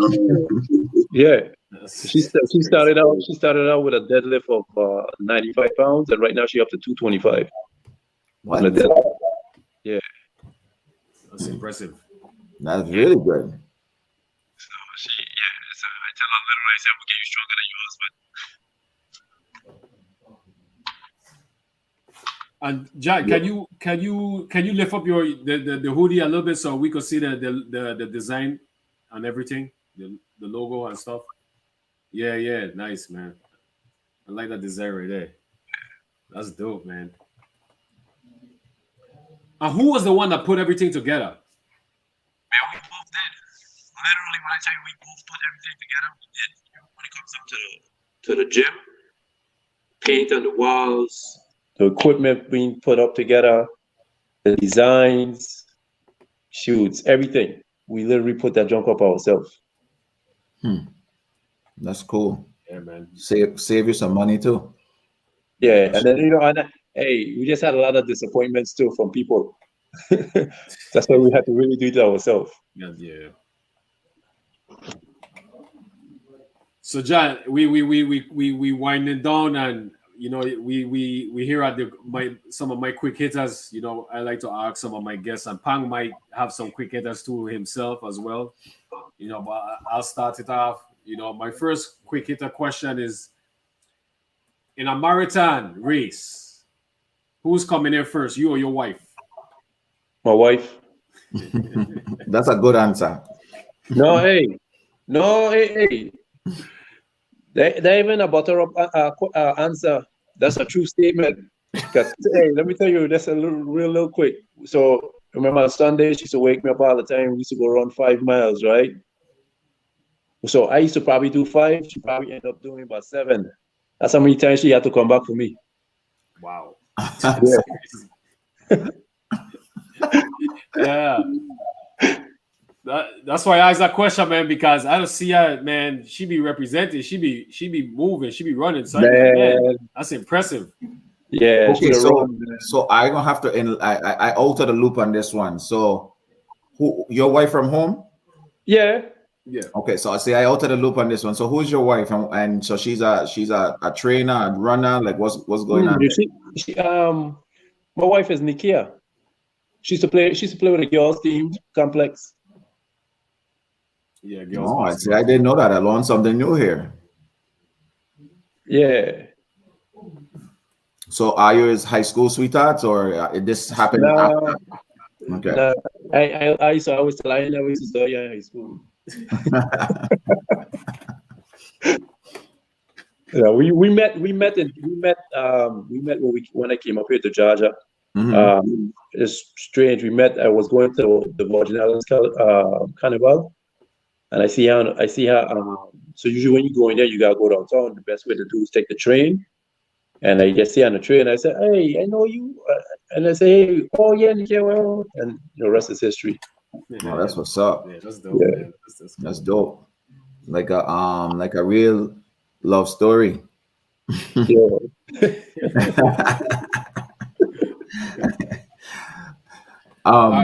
Go ahead, Bomba. Yeah. Next quick hitter. Who is the better cook, you or your wife? I'm gonna have to take that one for myself. Me.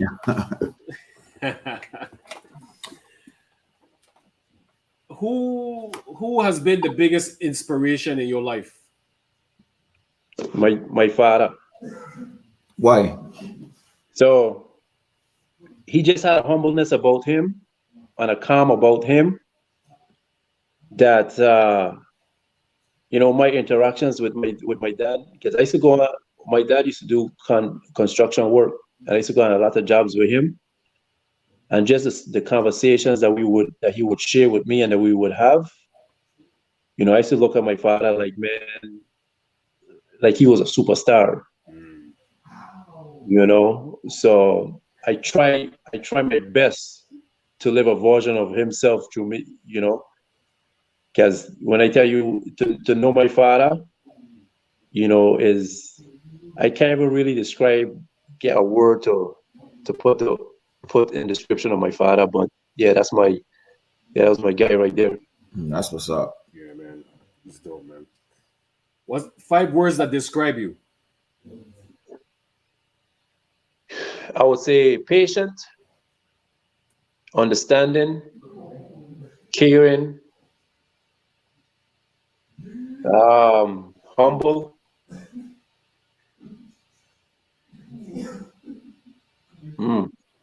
and I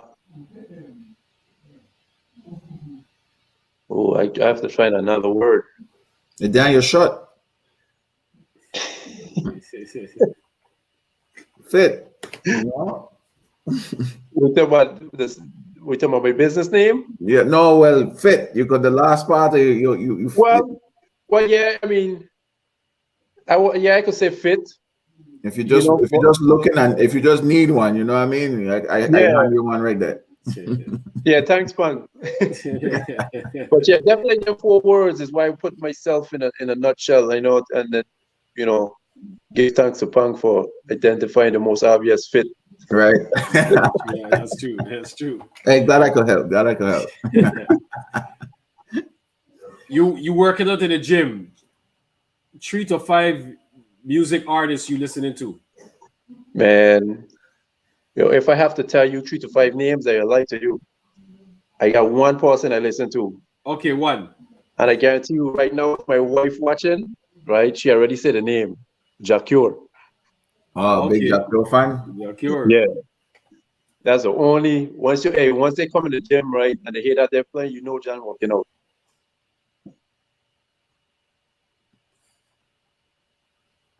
If you had to pick an actor to play your life story in a movie, who would you choose? Ooh, that's a tough one.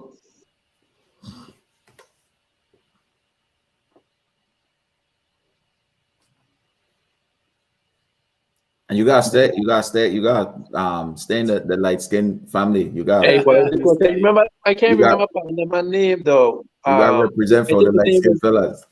I think his name is Boris Cujo. no man.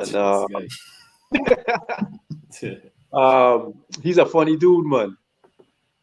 That he Key and Peele, the lights in the top. Oh, okay, yeah. okay.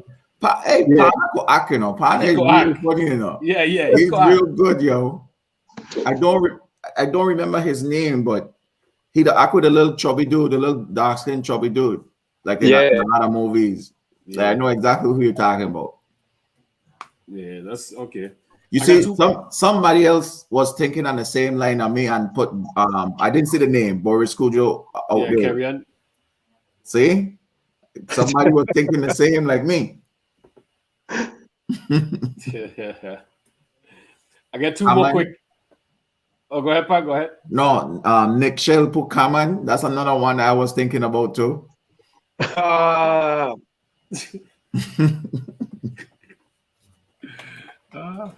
I got two more. I got two more quick hitters. 5 places you would like to visit.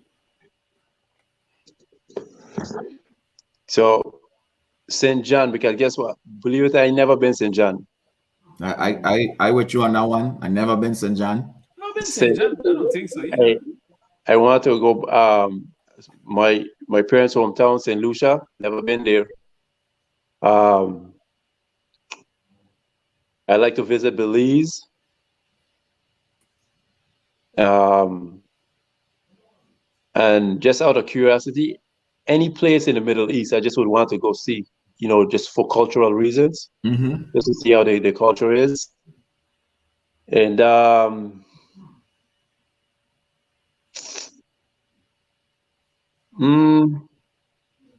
I'd probably say Italy, the last one. Yeah. Try Israel for your Middle East country. Okay.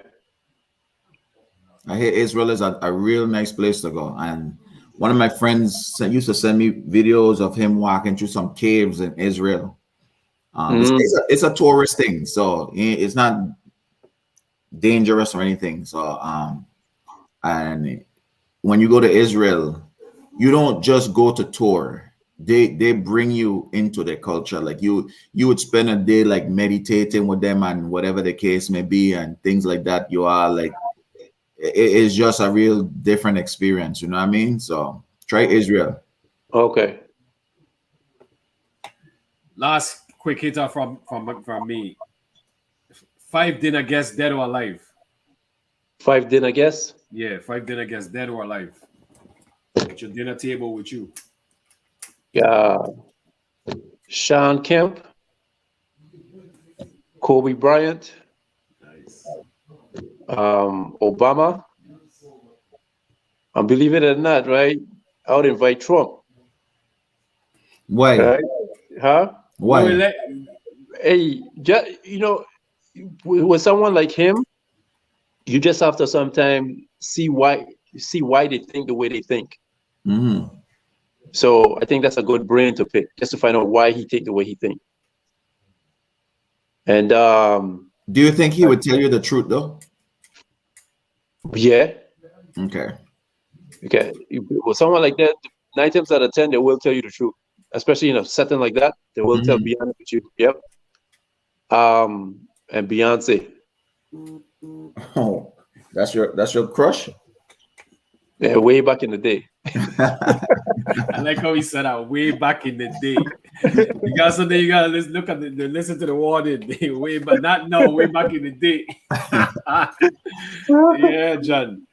Well, this is That's a how good we're gonna fight. represent for our podcast mate since he here, and this is his usually his question. So, being that basketball was our sport, the three of us, you gotta give us your top five of your favorite VA basketball players.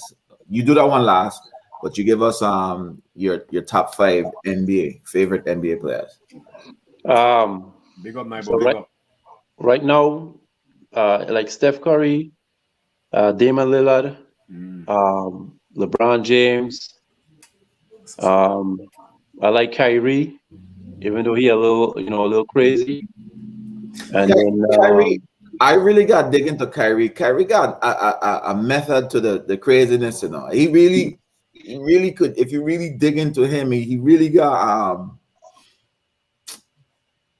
like a good hammer. And well, I don't know what kind of analogy, but I started like looking into the stuff that he'd be doing, and I just think the guy is just misunderstood. He just real misunderstood. I think he just the way he go about doing things. I think everything is for a good reason, but just the way he go about doing things is just a little weird. But there's a method to the madness. That's what I wanted to say. But just I think give you a little chance. I think later on you'll begin to understand why Kyrie did the things that he did at that time.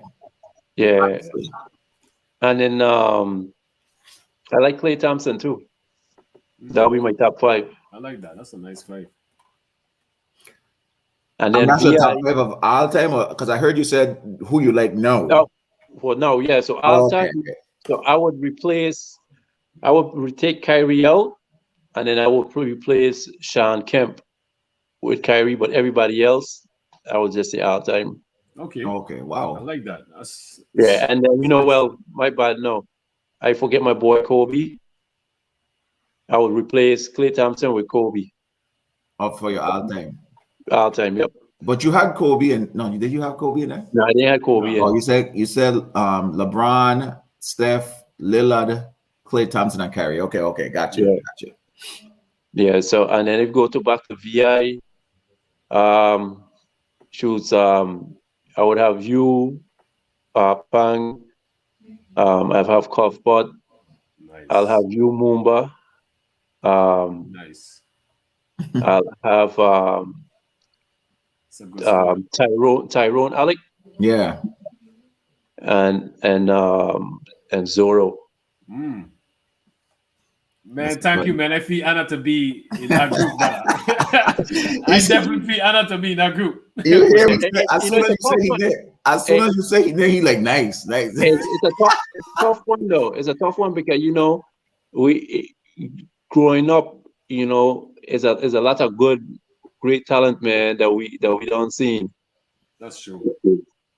That is no easy question, and there's no wrong answer either. Honestly, this is your favorite, and everybody should have their personal reason for liking whoever they choose for their favorite. You know what I'm saying? Because everybody has command. There's probably been only one or two common name on everybody list, and that's usually Zorro, and I would say Tyrone Alec. Them two, and for good reasons. You know what I'm saying? Yeah, that's true.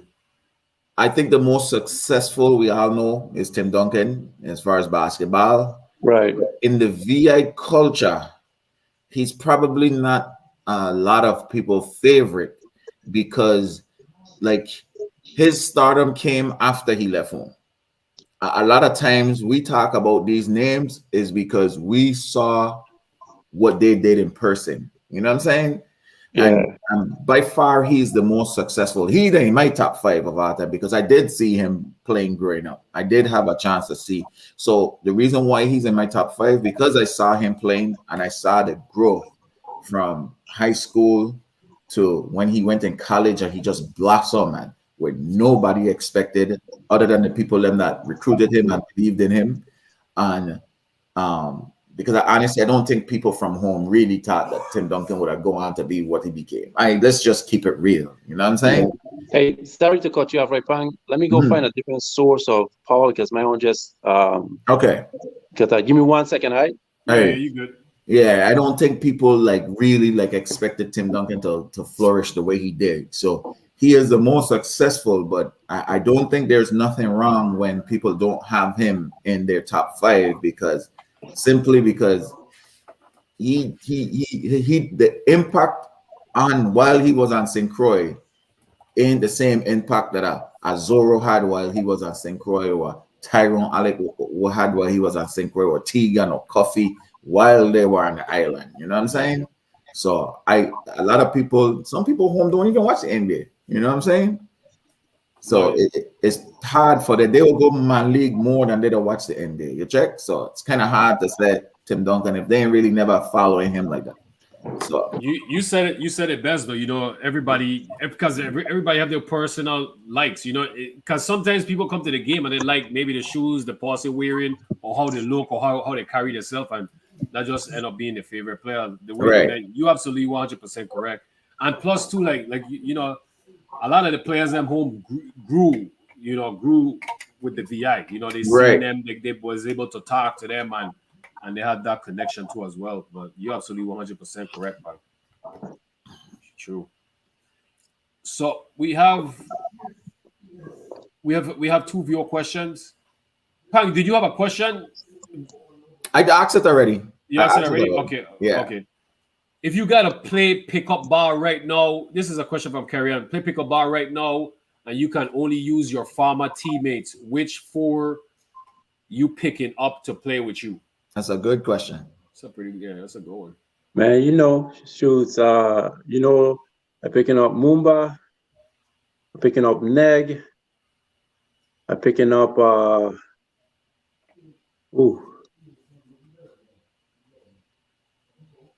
I'll pick up Ral. And you got 2 more. I got one more. One more. Ooh.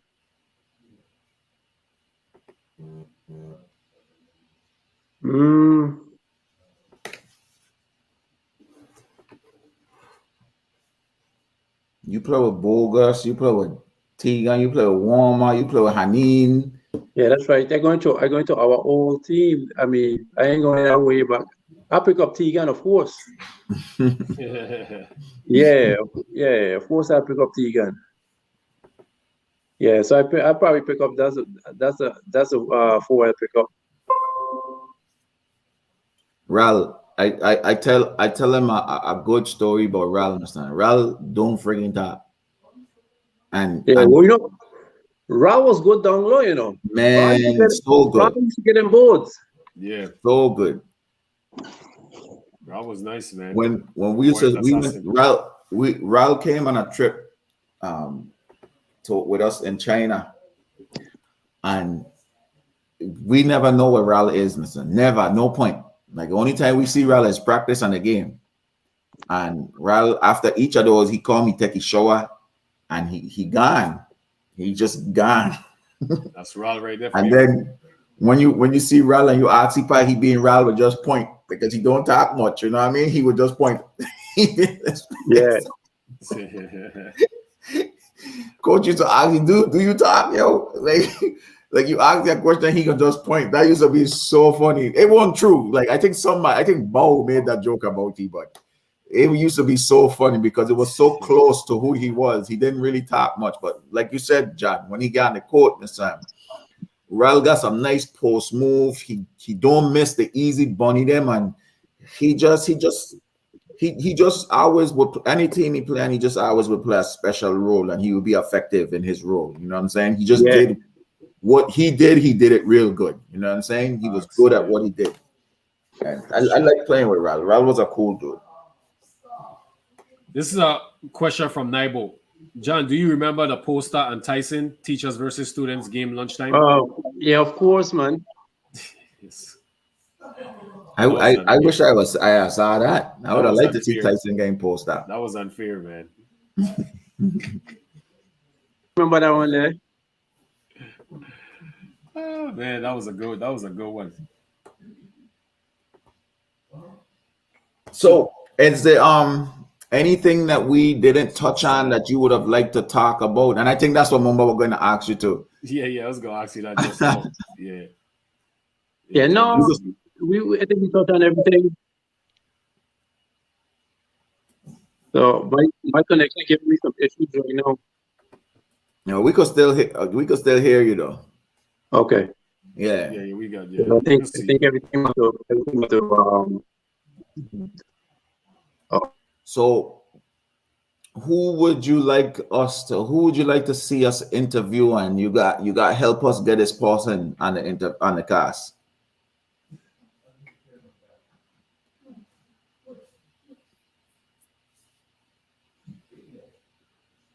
I think John might be frozen. Yeah, he frozen. What about the lobby? Yeah.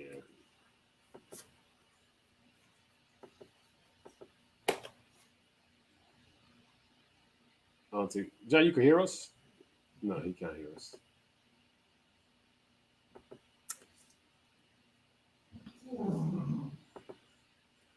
Man, but this was dope, man.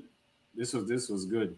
You know, we'll give us I some time to see. I like it. I liked it because I haven't seen John in a long time or heard about him in a long time. You know, so Yeah. when I think the first time I saw that that's who we were interviewing. I think it was Kerry Ann posted on the page, on the Barracudas page. And I was like, John Stluce, man, I ain't here, or you know, he was kind of forgotten about there. You know what I'm saying? And so I was looking forward to this one because I just want everybody to know, everybody to have their time and their run in this thing called basketball. You know what I'm saying? And I remember he had a little time there. You know what I'm saying? With John was a threat on the island. You know what I'm saying? And when they come to play Barras, you know,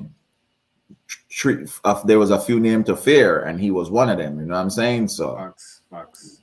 and it just, without this show, I would have never known that, you know, how he ended up not playing ball anymore, or, you know, whatever the case may be, his experience in UVA, and, you know, we want to know these things. You know what I'm saying? Yeah, that's true, man. That's true. This was a good one. And his family, you know, all Barra players is family. Oh, that's facts. That's facts. Yeah, Naibo, I remember that lab. I remember the lab. Naibo tried alley off the glass, man, to John against St. Joseph and Duncan Chris. That was vicious. And Duncan what business Chris got trying to block anybody down? You were just at the wrong place at the wrong time. The wrong place at the wrong time. I definitely, man. I definitely learned a lot, man. You know, listening to John's story, man. You know, you touching it. You touching a lot, and the fact that he started playing basketball when he was in 8th grade, man. You know, that speaks volume for his talent, and he just was he was a student of the game, man. Watching the game, scouting. You know, so you could tell he had the mindset, and he was mentally prepared and ready. You know, and he had an amazing high school career, man. Like I say, you know, if there was a lot more guidance, you know, a lot more guidance among the people that made it before us, you know, even before you, Pang, you know, would have helped a lot more, you know, as far as what to look out for and the mistakes we made, etc., etc. You know, it would have definitely helped out a lot. Yeah, Not just them, but a lot of people. We only had a few each teach one moments in our days. Like, really and truly, we had a lot of coaches, but we had a lot of teachers. You know what I'm saying? Yeah. Like Bo being one of them.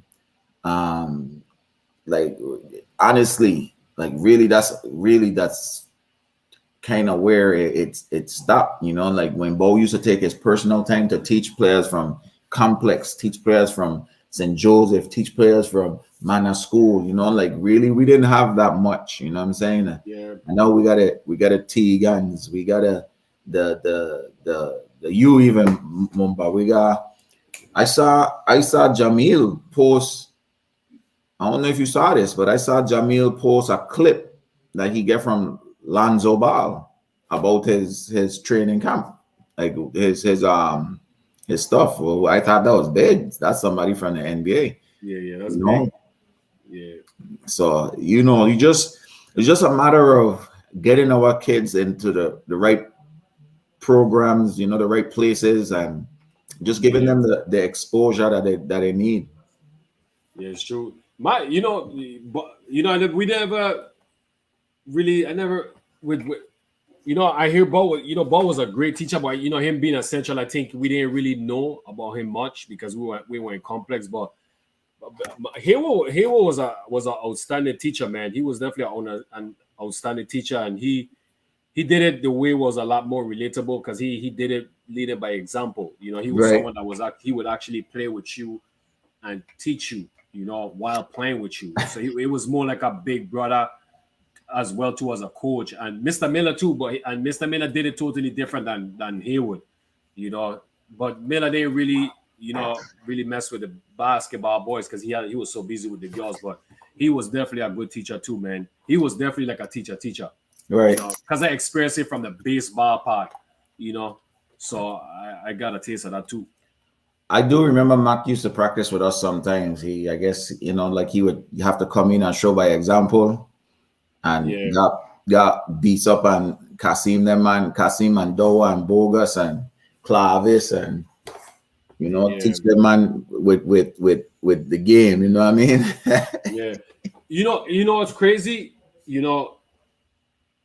Bo and Mac would actually be like a perfect combination of coaches. And the reason why I said it is because, like you mentioned earlier about Bo, like he was like a teacher. And Mac was a teacher too, but from a different aspect. But Mac teachings was the kind of teachings that would help you survive when you face adversity when you're playing basketball in the game of basketball. Mac teachings was more mental and within the game. That's where Mac teachings really benefit us athletes is within the game. The unwritten rules and all that stuff, man. That's where Mac teachings really, really come in handy, man. Surviving, even off the court, his teachings help you survive, man. So that's where Mac's strength was too. Hey, yeah, you good. We could hear you good. Yeah. Yeah. Sorry about that, man. I guess they had some interruption around here. Oh, you good, brother. You good. You good. But just real quick, I just wanted to say thank you, Moomba. Thank you, Pang. I appreciate you guys, for giving me the opportunity to come on and share a little insight about me. And no, man, we appreciate you giving us your time, man. I appreciate you, John. We was talking earlier before when you was off.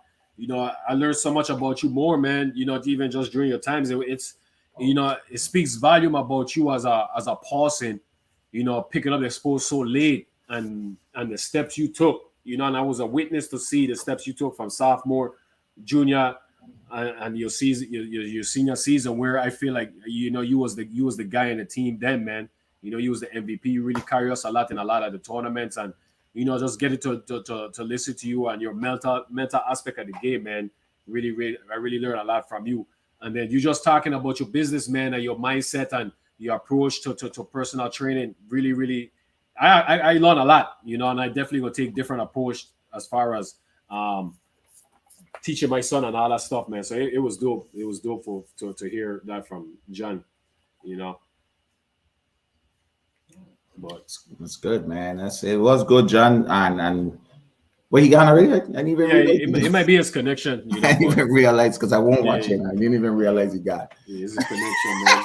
Yeah, but John, if you could hear us, man, you don't have to come back on because you just thank us and everything. We really appreciate it. So yeah, definitely. You don't have to come Pleasure was ours. You know what I'm saying? It was a good show, and appreciate you taking the time out to tell your story. And I know the people who loved it. Big up to I saw some people were hailing we up all yet. That sometimes we can't respond to those hail ups because the guest is talking. So yeah. Big up to Kerryon, Christopher, Frenchie. Those are the few that I saw say hail up. Yeah. Dwayne. I Dwayne, got yeah. back to saying Dwayne. Dwayne. Love Dwayne alone, had Bible, asked a love question alone. earlier when we said you should have tried for them the varsity team. Who he would have replaced? Yeah. I mean, it would be tough to say who he would have replaced.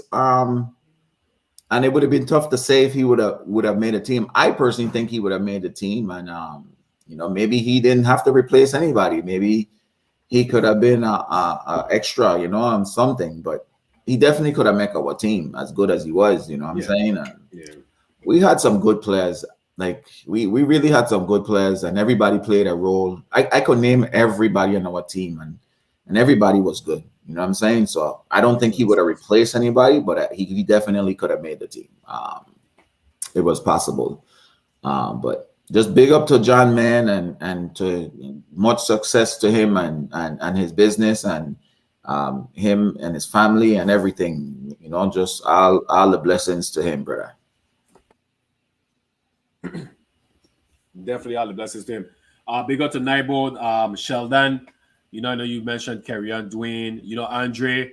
Just trying to some of the viewers them that I seen on this the Facebook. I see Sarah Command, Walt Eugene, some of the individuals, man. I appreciate all the viewers just tuning in, man, supporting John and his episode, man. It was real dope. Just this John again. This John right, John. I don't know. Hey, I don't know what happened, man. But before I get cut up again, Yeah. hey, good night and thanks again, bros. I appreciate no you, problem, John, man. Pleasure Appreciate was you, John. always. Appreciate you, bro. Love you, man. Be safe, man. Yeah, I love you too, man. All right. Yeah. Yeah, man. But any so yeah, shout out to all the viewers, man. This was dope. I appreciate all the viewers tuning in, supporting Jan, asking great questions, man. So it's always good to see the viewers them engaging, man. So Likewise. I gonna see if I could. You see that little mic back there? See if I could implement that into to the next show. yeah. I like that. Because you could start up doing the podcast. Right. If I want to perform or something, you know what I mean? Yeah, a little music. Yeah, That's man. not true. Don't believe that at all. So tomorrow, go ahead. Tomorrow, I'll let you take us up. Tomorrow we're supposed to have Rashidi coming on. Depending on his schedule, because I know he had to do something with the hours at his bar, so he's gonna try and make it tomorrow. So Rashidi Clan's supposed to come out tomorrow. It's probably gonna be around 7:20, 7:30. It was supposed to be 7, but push it back. So we'll see. Hopefully that could happen. If not, we're gonna definitely reschedule Rashidi, and then we have Wayne Arlene coming on Tuesday, and then we have Kendall coming on Wednesday to wrap up the month of what month are we in? April? Yeah. April. Yeah. So 3 good shows this week. Good. Yeah. So well, I would love Rashidi to make it too, because Rashidi definitely put his finger stamp on a lot of basketball things on the island. So yeah. I love that. Love for him to come on. Well, to the viewers, the ones who are always sticking with us, everybody that had a chance to just step in and step out, everybody, thanks for chilling with us today. Just remember, there's no us without you. And see you tomorrow if we're able to have a show. Good night to everybody. Enjoy the rest of the little bit of weekend that we have left. Good night. Big up, Naibo.